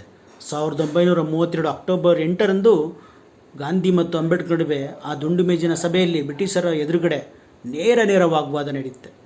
ಯಾವ ಪರಿಯಪ್ಪ ಅಂತಂದರೆ, ಗಾಂಧೀಜಿಯವರು ಹೇಳ್ತಾರೆ, ಅಸ್ಪೃಶ್ಯರ ನಿಜವಾದ ಪ್ರತಿನಿಧಿ ಅಂಬೇಡ್ಕರ್ ಅಲ್ಲ, ನಾನು ಭಾರತದ ಎಲ್ಲ ಜನಗಳ ಏನು ಶೋಷಿತ ಸಮುದಾಯಗಳು, ಮುಸ್ಲಿಮರು, ಸಿಖ್ಖರು, ಹಿಂದೂಗಳು ಎಲ್ಲ ಜನರ ಸಮಗ್ರ ಪ್ರತಿನಿಧಿ ನಾನು. ಅಂಬೇಡ್ಕರು ಪ್ರತಿನಿಧಿನೇ ಅಲ್ಲ. ಅದರಿಂದ ಅವರು ಕೇಳಿರ್ತಕ್ಕಂಥ ಬೇಡಿಕೆಗಳಲ್ಲಿ, ಅವರು ಇರತಕ್ಕಂಥ ಮಾತುಗಳಿಗೆ ಯಾವುದೇ ಮೌಲ್ಯ ಕೊಡಬೇಕಾಗಿಲ್ಲ ಅಂತಕ್ಕಂಥ ರೀತಿಯಲ್ಲಿ ಬ್ರಿಟಿಷರ ಮುಂದೆ ಅವರು ವಾದವನ್ನು ಮಂಡಿಸ್ತಾರೆ. ಒಟ್ಟಾರೆ ಅಂಬೇಡ್ಕರ್ ಏನು ಮೊದಲನೇ ದುಂಡು ಮೇಜಿನ ಸಭೆಯಲ್ಲಿ ಮಂಡಿಸಿದ್ರು ಅಷ್ಟನ್ನು ಕೂಡ ನಿಲ್ ಮಾಡಬೇಕು ಅಥವಾ ಅದನ್ನು ನಲಿಫೈ ಮಾಡಬೇಕು ಅನ್ನೋ ರೀತಿಯಲ್ಲಿ ಗಾಂಧೀಜಿಯವರು ಮಾತಾಡ್ತಾರೆ. ಇದು ಒಂದು ರೀತಿ ಬಾಬಾ ಸಾಹೇಬ್ ಅಂಬೇಡ್ಕರ್ನ ಆಘಾತಕ್ಕೆ ದೂಡುತ್ತೆ. ಅವರು ಎಕ್ಸ್ಪೆಕ್ಟೇ ಮಾಡಿರಲಿಲ್ಲ ಗಾಂಧೀಜಿ ಈ ಥರ ಮಾತಾಡ್ತಾರೆ ಅಂತಕ್ಕಂಥ ವಿಚಾರವನ್ನು. ಆದರೆ ಅದು ನಡೆಯುತ್ತೆ. ಆಗ ಎರಡನೇ ದುಂಡು ಮೇಜಿನ ಸಭೆ ಒಂದು ರೀತಿ ಅನಿಶ್ಚಿತ ಕಡೆಗೆ ದೂಡಲ್ಪಡುತ್ತೆ. ಸ್ಟೇಲ್ ಮೇಟ್ ಉಂಟಾಗುತ್ತೆ. ಸ್ಟೇಲ್ಮೆಟ್ ಉಂಟಾಗಿ ಬ್ರಿಟಿಷರು ಯಾವುದೇ ನಿರ್ಧಾರಕ್ಕೂ ಬರಲ್ಲ. ಯಾಕಪ್ಪ ಅಂತಂದರೆ ಮೊದಲನೇ ಸಭೆಯಲ್ಲಿ ಅಂಬೇಡ್ಕರ್ ಕೇಳಿದರು, ನ್ಯಾಯಬದ್ಧ ಆಗಿತ್ತು. ಎರಡನೇ ಸಭೆಯಲ್ಲಿ ಬಂದಂಥ ಗಾಂಧೀಜಿ ಹಕ್ಕುಗಳನ್ನ ಒಪ್ತಾ ಇಲ್ಲ, ಏನು ಶೋಷಿತ ಸಮುದಾಯಗಳ ಸಂಬಂಧಪಟ್ಟ ವಿಚಾರಗಳನ್ನ ಒಪ್ತಾ ಇಲ್ಲ. ಅದರಿಂದ ಅವ್ರೇನು ಮಾಡ್ತಾರಪ್ಪ ಅಂತಂದರೆ, ನೀವೇ ಒಂದು ಡಿಸೈಡ್ ಮಾಡ್ಕೊಂಡು ಮುಂದಿನ ಸಭೆಗೆ ಬನ್ನಿ ಅಂತ ವಾಪಸ್ ಭಾರತಕ್ಕೆ ಎಲ್ಲರನ್ನು ಕಳಿಸ್ತಾರೆ, ಪ್ರತಿನಿಧಿಗಳನ್ನ. ಸೊ ಈ ನಿಟ್ಟಿನಲ್ಲಿ ಇದೊಂದು ಅತ್ಯಂತ ಕಠಿಣ ಪರೀಕ್ಷೆಯ ಸಂದರ್ಭ ಯಾರಿಗೆ, ಬಾಬಾ ಸಾಹೇಬ್ ಅಂಬೇಡ್ಕರ್ಗೆ. ಸೊ ಅಂಥ ಒಂದು ಕಠಿಣ ಪರೀಕ್ಷೆನೂ ಕೂಡ ನಡೆದೋಗುತ್ತೆ ಅವ್ರ ಜೀವನದಲ್ಲಿ. ಅದು ಯಾವುದಪ್ಪ ಅಂತಂದರೆ ಪೂನಾ ಒಪ್ಪಂದ ಸಂದರ್ಭ. 1932 ಸೆಪ್ಟೆಂಬರ್ 24ರಂದು ಒಂದು ಒಪ್ಪಂದ ನಡೆಯುತ್ತೆ. ಅದೇ ಪೂನಾ ಒಪ್ಪಂದ.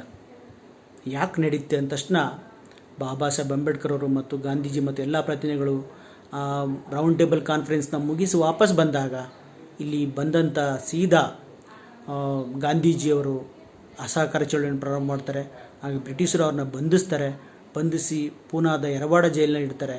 ಆಗ ಯರವಾಡ ಜೈಲಿಟ್ಟಾಗ ಅಲ್ಲಿ ಮಹಾತ್ಮ ಗಾಂಧಿಯವರು ಒಂದು ಅಸ್ಪೃಶ್ಯ ಹಕ್ಕುಗಳ ವಿರುದ್ಧ ಒಂದು ಉಪವಾಸ ಸತ್ಯಾಗ್ರಹವನ್ನು ಪ್ರಾರಂಭ ಮಾಡ್ತಾರೆ.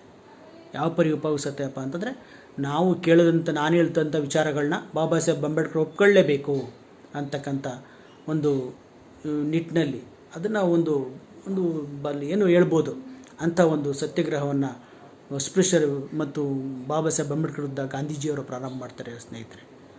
ಯಾವ ಥರಪ್ಪ ಅಂತಂದರೆ ಅಮರಣಾಂತ ಉಪವಾಸ ಸತ್ಯಾಗ್ರಹ. ಆಗ ಎಲ್ಲರೂ ಕೂಡ ಮಹಾತ್ಮ ಗಾಂಧಿಯವರ ಪಕ್ಷದ ಸದಸ್ಯರು ಹಿರಿಯರೆಲ್ಲ ಬಂದು ಬಾಬಾ ಸಾಹೇಬ್ರನ್ನ ಒತ್ತಾಯ ಮಾಡ್ತಾರೆ, ನೀವು ಒಪ್ಕೊಳ್ಳಿ ಅಂತ. ನಿಮ್ಮ ಏನು ಬೇಡಿಕೆಗಳಿಗೆ ನೀವು ಒಂದು ಬಿಟ್ಕೊಡ್ಬೇಕು. ಅಲ್ಲಿ ಪ್ರಮುಖವಾದ ಬೇಡಿಕೆ ಯಾವುದಪ್ಪ ಅಂತಂದರೆ, ಬಾಬಾ ಸಾಹೇಬ್ ಅಂಬೇಡ್ಕರ್ ಮಂಡಿಸಿದ್ದು ಶೋಷಿತ ಸಮುದಾಯಗಳಿಗೆ, ಅಸ್ಪೃಶ್ಯ ಸಮುದಾಯಗಳಿಗೆ ಪ್ರತ್ಯೇಕ ಮತದಾನ, ಸಪರೇಟ್ ಎಲೆಕ್ಟೊರೇಟ್ ನೀಡಬೇಕು.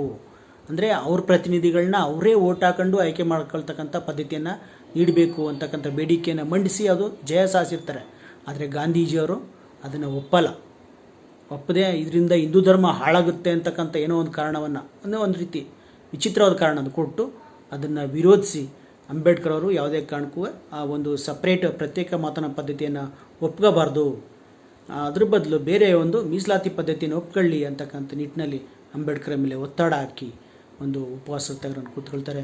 ಅಂತಿಮವಾಗಿ ಬಾಬಾ ಸಾಹೇಬ್ ಅಂಬೇಡ್ಕರ್ ಅವರು ಗಾಂಧೀಜಿಯವ್ರ ಜೊತೆ ಒಂದು ಒಪ್ಪಂದಕ್ಕೆ ಸಹಿ ಆಗ್ತಾರೆ. ಆ ಒಪ್ಪಂದ ಯಾವುದಪ್ಪ ಅಂತಂದರೆ, ನಾನು ಮೊದಲು ಹೇಳ್ದಂಗೆ ಅದೇ ಪೂನಾ ಒಪ್ಪಂದ. 1932 ಸೆಪ್ಟೆಂಬರ್ 24ರಂದು ನಡೆದಂಥ ಒಪ್ಪಂದ. ಸೊ ಆ ಒಪ್ಪಂದ ನಂತರ ಗಾಂಧೀಜಿಯವರು ಉಪವಾಸ ಸತ್ಯಾಗ್ರಹನ ಕೊನೆಗೊಳಿಸ್ತಾರೆ. ಆದರೆ ಶೋಷಿತ ಸಮುದಾಯಗಳು ಪಡೆದಿದ್ದಂಥ ಒಂದು ಸುಂದರವಾದ ಹಣ್ಣು, ಅದನ್ನು ಬಾಬಾ ಸಾಹೇಬ್ರು ಹೇಳ್ತಾರೆ, ಒಂದು ಸುಂದರವಾದ ಹಣ್ಣನ್ನು ಲಂಡನ್ನಿಂದ ತಂದಿದ್ದೆ, ಅದನ್ನು ಗಾಂಧೀಜಿಯವರು ಅಗದ್ಬಿಟ್ಟು ನನ್ನ ಜನಗಳಿಗೆ ಸಿಪ್ಪೆಯನ್ನು ಎಸ್ತಿದ್ದಾರೆ ಅಂತಕ್ಕಂಥ ಮಾತನ್ನು ಹೇಳ್ತಾರೆ. ಸೊ ಅಂಥ ಒಂದು ಸಂದರ್ಭ ಸೃಷ್ಟಿಯಾಗುತ್ತೆ, ತಿಳ್ಕೋಬೇಕು ಸ್ನೇಹಿತರೆ. ನಾವಪ್ಪ ಅಂತಂದರೆ ಬಾಬಾ ಸಾಹೇಬ್ ಅಂಬೇಡ್ಕರ್ ಅವರು ಆಗ 1932 ಅಂದಾಗ ಜಸ್ಟ್ 40 ವರ್ಷದ ಯುವಕ. ಆ 40 ವರ್ಷದ ಯುವಕ ಮಹಾತ್ಮ ಅಂತ ಆ ಕಾಲದಲ್ಲೇ ಪ್ರಸಿದ್ಧಿಯನ್ನು ಪಡೆದಿದ್ದಂಥ ನಾಯಕರ ಜೊತೆ ಹೋರಾಟ ಮಾಡಿ ನಮಗೆ ಹಕ್ಕುಗಳನ್ನು ತಂದುಕೊಟ್ಟಿದ್ದಾರೆ. ಆ ಸಂದರ್ಭದಲ್ಲಿ ಅಂಬೇಡ್ಕರ್ ಅವರ ಒಂದು ದಿಟ್ಟತನ, ತಾಳ್ಮೆ ಮತ್ತು ಕೆಚ್ಚು ಯಾವ ಥರ ಇದೆ ಎಲ್ಲವನ್ನು ಕೂಡ ನಾವು ಅರ್ಥ ಮಾಡ್ಕೋಬೇಕು. ಇವತ್ತು ಪ್ರತಿಯೊಬ್ಬರು ಕೂಡ ತುಂಬ ನೆಗ್ಲೆಕ್ಟಾಗಿ ತಮ್ಮ ಬಾಬಾ ಸಾಹೇಬ್ರ ಬಗ್ಗೆ ಎಲ್ಲರೂ ಅಲ್ಲ, we cannot judge every one, ಯಾರೋ ಒಬ್ಬಿಬ್ಬರು ಮಾತಾಡ್ತಾರೆ. ಆದರೆ ಅಂಬೇಡ್ಕರ್ ಮಾಡಿದಂಥ ಹೋರಾಟ ಅದು ಶ್ರೇಷ್ಠ ಮಟ್ಟದ ಹೋರಾಟ. ಯಾರ ಜೊತೆ ಮಾಡಿದ್ದಾರೆ ಅಂತಕ್ಕಂಥ ವಿಚಾರವನ್ನು ನಾವಿಲ್ಲಿ ಅರ್ಥ ಮಾಡ್ಕೋಬೇಕಾಗುತ್ತೆ ಸ್ನೇಹಿತರೆ. ಸೊ ನಿಟ್ಟಿನಲ್ಲಿ ಅಂಬೇಡ್ಕರ್ ಅವರು ನೆಕ್ಸ್ಟ್ 3ನೇ ದುಂಡು ಮೇಜಿನ ಸಭೆಗೆ ಹೋಗ್ತಾರೆ. ಅಲ್ಲಿ ಎಲ್ಲ ಒಂದು ನಿರ್ಧಾರಕ್ಕಾದಾಗ ಅಲ್ಲಿ ಶಿಕ್ಷಣ ಮತ್ತು ಯಾವುದು ಉದ್ಯೋಗದಲ್ಲಿ ಮೀಸಲಾತಿ ಸಿಗುತ್ತೆ. ಜೊತೆಗೆ ಮತದಾನ ಪದ್ಧತಿಯಲ್ಲಿ ಮೀಸಲಾತಿ ಪದ್ಧತಿ ಜಾರಿ ಬರುತ್ತೆ ಸ್ನೇಹಿತರೆ, ಇಲ್ಲಿ ದುಂಡು ಮೇಜಿನ ಸಭೆಯಲ್ಲಿ. ಮತ್ತು ಆ ದುಂಡು ಮೇಜಿನ ಸಭೆಯಲ್ಲಿ ತೆಗೆದುಕೊಂಡ ನಿರ್ಧಾರಗಳೆಲ್ಲ 1935 ಭಾರತ ಸರ್ಕಾರ ಕಾಯ್ದೆಯಲ್ಲಿ ಕಾನೂನಾಗಿ ಜಾರಿಯಾಗುತ್ತೆ ಅಂತಕ್ಕಂಥ ವಿಚಾರ. ಸೊ ಈ ವಿಚಾರ ನಾವು ತಿಳ್ಕೋಬೇಕಾಗುತ್ತೆ. ಸೊ ಹೀಗೆ ಬಾಬಾ ಸಾಹೇಬ್ ಅಂಬೇಡ್ಕರ್ ಅವರು ತಮ್ಮ ಹೋರಾಟ ಮಾಡ್ತಾ ಜೊತೆಗೆ ತಮ್ಮ ಬರವಣಿಗೆಯೂ ಕೂಡ ಅವರು ಅಷ್ಟೇ ವೇಗವಾಗಿ ಕೃಷಿ ಮಾಡ್ತಾರೆ ಸ್ನೇಹಿತರೆ. ಈ ನಿಟ್ಟಿನಲ್ಲಿ ಬಾಬಾ ಸಾಹೇಬ್ ಅಂಬೇಡ್ಕರ್ ಅತ್ಯಂತ ಅದ್ಭುತವಾದ ಒಂದು ಕೃತಿ ಯಾವುದಪ್ಪ ಅಂತಂದರೆ ಅನಿಲೇಷನ್ ಆಫ್ ಕ್ಯಾಸ್ಟ್ ಅಥವಾ ಜಾತಿ ನಿರ್ಮೂಲನೆ. ಈ ಜಾತಿ ನಿರ್ಮೂಲನೆ ಅಂತಕ್ಕಂಥ ಕೃತಿ ಅಥವಾ ಅನಿಲೇಷನ್ ಆಫ್ ಕ್ಯಾಸ್ಟ್ ಅಂತಕ್ಕಂಥ ಕೃತಿ 1936ರಲ್ಲಿ ಪ್ರಕಟ ಆಯಿತು. ಯಾಕೆ ಪ್ರಕಟ ಆಯಿತು ಈ ಕೃತಿ, ಇಂಥ ಸುಪ್ರಸಿದ್ಧ ಕೃತಿ ಅಂತಂದರೆ ಅದಕ್ಕೊಂದು ಹಿನ್ನೆಲೆ ಇದೆ. ಹಿನ್ನೆಲೆ ಏನಪ್ಪ ಅಂತಂದರೆ 1936ರಲ್ಲಿ ಈಗಿನ ಪಾಕಿಸ್ತಾನದಲ್ಲಿರ್ತಕ್ಕಂಥ ಅದು ಭಾರತದಲ್ಲಿ ಇತ್ತು. ಆಗ ಲಾಹೋರ್ ಅಂತಕ್ಕಂಥ ನಗರದಲ್ಲಿ ಒಂದು ಸಮ್ಮೇಳನ ನಡೆಯುತ್ತೆ. ಆ ಸಮ್ಮೇಳನ ಯಾವುದಪ್ಪ ಅಂದರೆ ಜಾತಿ ನಿರ್ಮೂಲನೆಗೆ ಸಂಬಂಧಪಟ್ಟ ಸಮ್ಮೇಳನ. ಮತ್ತು ಅದನ್ನು ಸಂಘಟನೆ ಮಾಡ್ತಕ್ಕಂಥದ್ದು ಜಾತ್ ಪತ್ ತೋಡಕ್ ಮಂಡಲ್, ಅಂದರೆ ಕನ್ನಡದಲ್ಲಿ ಹೇಳೋದಾದರೆ ಜಾತಿ ಪಥವನ್ನು ನಿರ್ಮೂಲನೆ ಮಾಡ್ತಕ್ಕಂಥ ಒಂದು ಮಂಡಳಿ. ಆ ಮಂಡಳಿ ಬಾಬಾ ಸಾಹೇಬ್ ಅಂಬೇಡ್ಕರ್ನ ಅಧ್ಯಕ್ಷರಾಗಿ ಆಯ್ಕೆ ಮಾಡಿರುತ್ತೆ ಸಭೆಗೆ. ಅದಕ್ಕೋಸ್ಕರ ಬಾಬಾ ಸಾಹೇಬ್ ಅಂಬೇಡ್ಕರ್ ಅವರು ಮುಂಬೈಲಿ ಇರ್ತಾರಲ್ಲ, ತುಂಬ ಖುಷಿಯಾಗಿ ಅಧ್ಯಕ್ಷೀಯ ಭಾಷಣವನ್ನು ಬರೆದು ಬಿಡ್ತಾರೆ. ಏನು ಮಾತಾಡಬೇಕು ಅದನ್ನು ಬರೆದುಬಿಟ್ಟು ಏನಾದ್ರು ತಪ್ಪಿದೆಯಾ ಅಂತ ಅದನ್ನ ಪ್ರಿಂಟ್ ಮಾಡಿ ಆ ಒಂದು ಲಾಹೋರ್ಗೆ ಕಳಿಸ್ತಾರೆ. ಆ ಲಾಹೋರ್ಲಿದ್ದಂಥ ಸಮ್ಮೇಳನದ ಉಳಿದ ಪ್ರತಿನಿಧಿಗಳು ಆಶ್ಚರ್ಯಗೊಂಡ್ಬಿಡ್ತಾರೆ. ಅಂಬೇಡ್ಕರ್ ಅವರು ಹಿಂಗೆ ಬರೆದಿದ್ದಾರಾ, ಈ ಥರ ಬಂದು ಭಾಷಣ ಮಾಡ್ತಾರಾ ಅಂದ್ಬಿಟ್ಟು ಆ ಒಂದು ಸಮ್ಮೇಳನವನ್ನೇ ಕ್ಯಾನ್ಸಲ್ ಮಾಡ್ತಾರೆ. ಯಾಕಪ್ಪ ಅಂದ್ರೆ ಅಷ್ಟೊಂದು ಏನು ತೀವ್ರವಾಗಿತ್ತು ಬಾಬಾ ಸಾಹೇಬ್ ಅಂಬೇಡ್ಕರ್ ಬರವಣಿಗೆ ಮತ್ತು ಅವರು ಜಾತಿ ನಿರ್ಮೂಲನೆಗೆ ಕೊಟ್ಟಿದ್ದಂಥ ಸೊಲ್ಯೂಷನ್. ಸೊ ಆಗ ಅಲ್ಲಿ ಒಂದು ಹೇಳ್ತಾರೆ ಬಾಬಾ ಸಾಹೇಬ್ ಅಂಬೇಡ್ಕರ್ ಆ ಕೃತಿಯಲ್ಲಿ ಏನಪ್ಪ ಅಂದರೆ ಒಂದು ಶಾಸ್ತ್ರ ಇದನ್ನು ಸಿಡಿಮದ್ದಿಟ್ಟು ಹಾರಿಸಬೇಕು ಅಂತಕ್ಕಂಥ ಮಾತನ್ನು ಹೇಳಿರ್ತಾರೆ. ಮತ್ತು ಅಲ್ಲಿ ಅವರು ಮತ್ತೊಂದು ಸೊಲ್ಯೂಷನ್ ಕೊಡೋದು ಅಂತರ್ಜಾತಿ ವಿವಾಹ ಬೇಕು ಮತ್ತು ಅಂತರ್ಜಾತಿ ಭೋಜನಗಳು ನಡೀಬೇಕು ವ್ಯಾಪಕವಾಗಿ.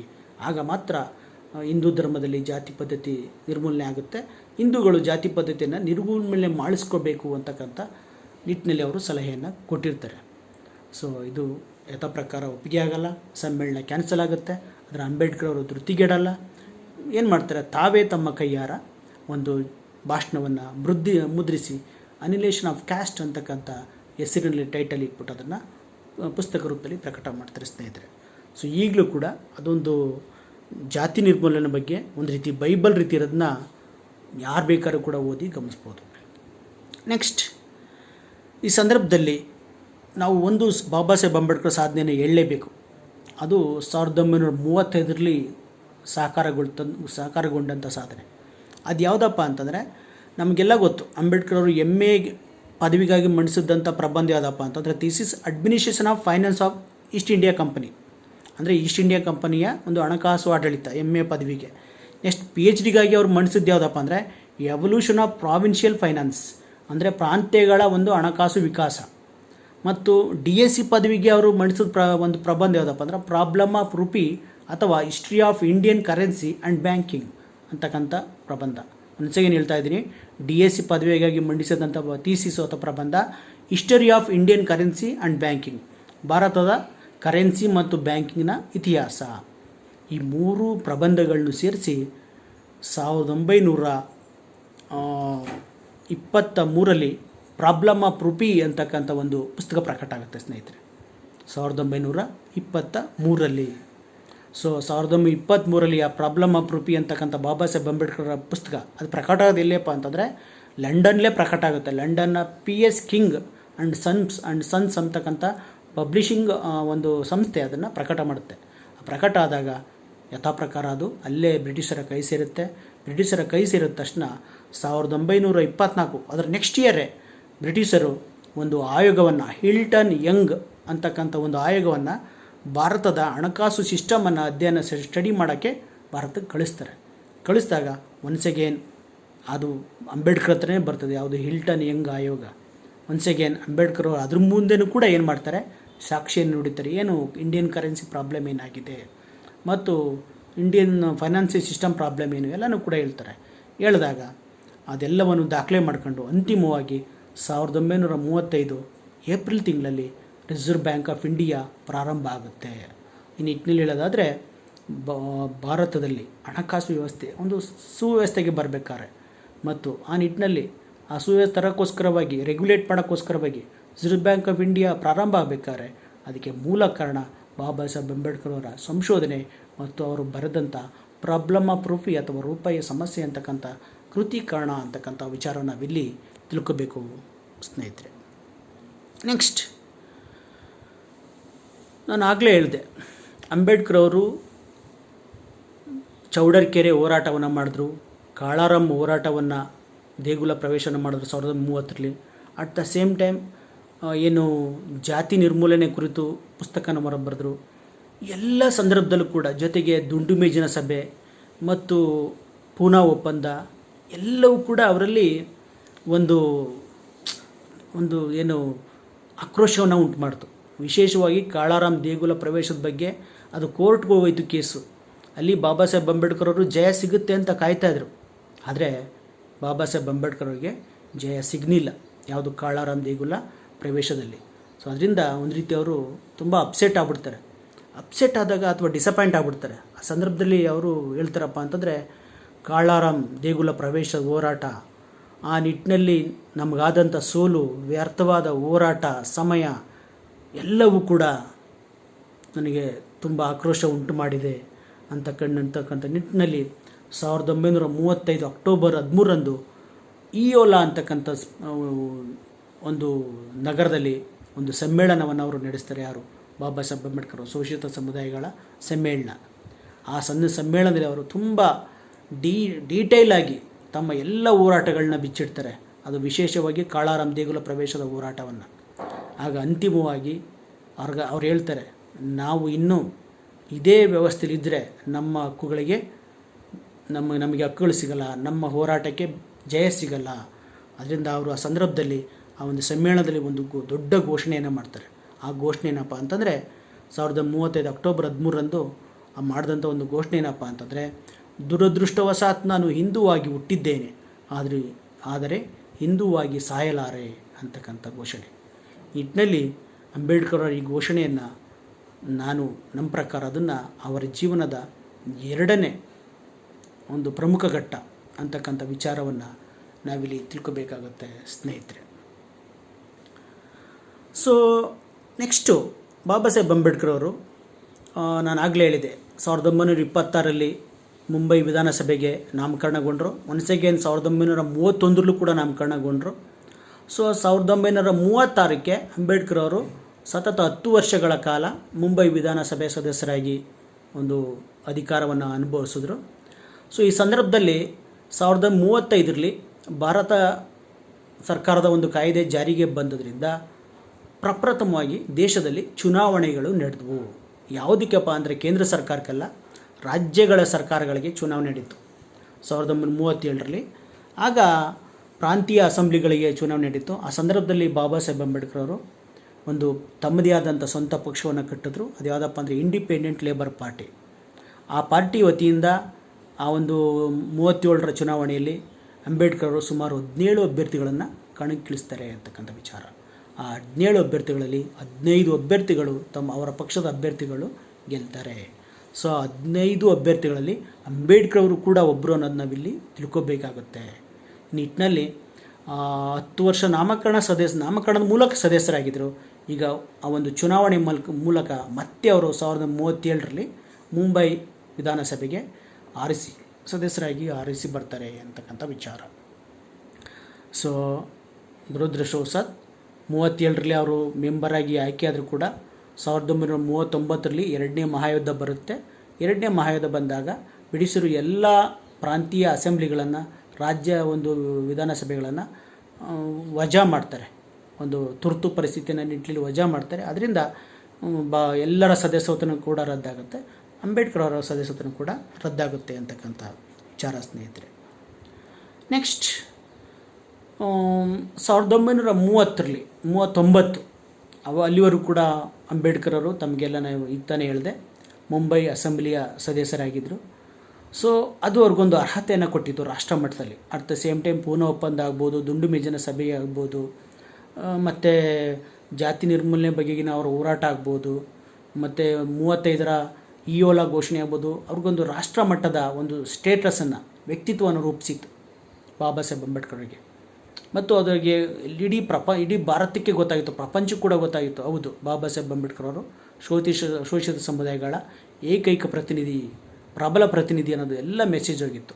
ಇದನ್ನು ಗ್ರಹಿಸಿದಂಥ ಬ್ರಿಟಿಷರು 1942ರಲ್ಲಿ ತಮ್ಮ ಒಂದು ಮಂತ್ರಿಮಂಡಲವನ್ನು ಕೇಂದ್ರ ಸರ್ಕಾರದಲ್ಲಿ ವಿಸ್ತರಣೆ ಮಾಡ್ತಾರೆ. ಆಗ ಮಂತ್ರಿಮಂಡಲವನ್ನು ಎಕ್ಸಿಕ್ಯೂಟಿವ್ ಕೌನ್ಸಿಲ್ ಅಂತ ಕರೀತಿದ್ರು, ಕಾರ್ಯಕಾರಿ ಮಂಡಳಿ ಅಂತ ಕರೀತಿದ್ರು. ಆ ಒಂದು ಕಾರ್ಯಕಾರಿ ಮಂಡಳಿ ಅಥವಾ ಕೇಂದ್ರ ಸರ್ಕಾರದ ಮಂತ್ರಿ ಮಂಡಲದಲ್ಲಿ ಬ್ರಿಟಿಷರು ಬಾಬಾ ಸಾಹೇಬ್ ಅಂಬೇಡ್ಕರ್ ಅವ್ರನ್ನ ಮಂತ್ರಿಯಾಗಿ ನೇಮಿಸ್ಕೊಳ್ತಾರೆ. ಸೊ ಯಾವ ಇಲಾಖೆಯನ್ನು ಬಾಬಾ ಸಾಹೇಬರಿಗೆ ನೇಮಿಸ್ತಾರೆ ಅಂತಂದರೆ, ಮೊದಲನೇದಾಗಿ ಕಾರ್ಮಿಕ ಇಲಾಖೆ, ಎರಡನೇದಾಗಿ ನೀರಾವರಿ ಇಲಾಖೆ, ಮೂರನೇದಾಗಿ ಲೋಕೋಪಯೋಗಿ, ಹಂಗೆ ವಿದ್ಯುತ್ ಶಕ್ತಿ, ಹಂಗೆ ಉದ್ಯೋಗ, ಇಷ್ಟು ಇಲಾಖೆಗಳನ್ನು ಬಾಬಾ ಸಾಹೇಬ್ ಅಂಬೇಡ್ಕರ್ ಅವ್ರಿಗೆ ವಹಿಸ್ಕೊಡ್ತಾರೆ ಯಾರು, ಬ್ರಿಟಿಷರು. ಜೊತೆಗೆ ಯುದ್ಧದಲ್ಲಿ ಸಂದರ್ಭದಲ್ಲಿ ಆಗಿದ್ದಂಥ ಅನೇಕ ಅನಾಹುತ ಏನು ಸಾಕಷ್ಟು ನಷ್ಟ ಆಗಿರ್ತದೆ ಅದನ್ನೆಲ್ಲ ಸರಿ ಮಾಡ್ತಕ್ಕಂಥ ಒಂದು ಯೋಜನೆಯ ಇಲಾಖೆಯನ್ನು ಕೂಡ ಬ್ರಿಟಿಷರು ಅಂಬೇಡ್ಕರ್ಗೆ ವಹಿಸಿರ್ತಾರೆ ಸ್ನೇಹಿತರೆ.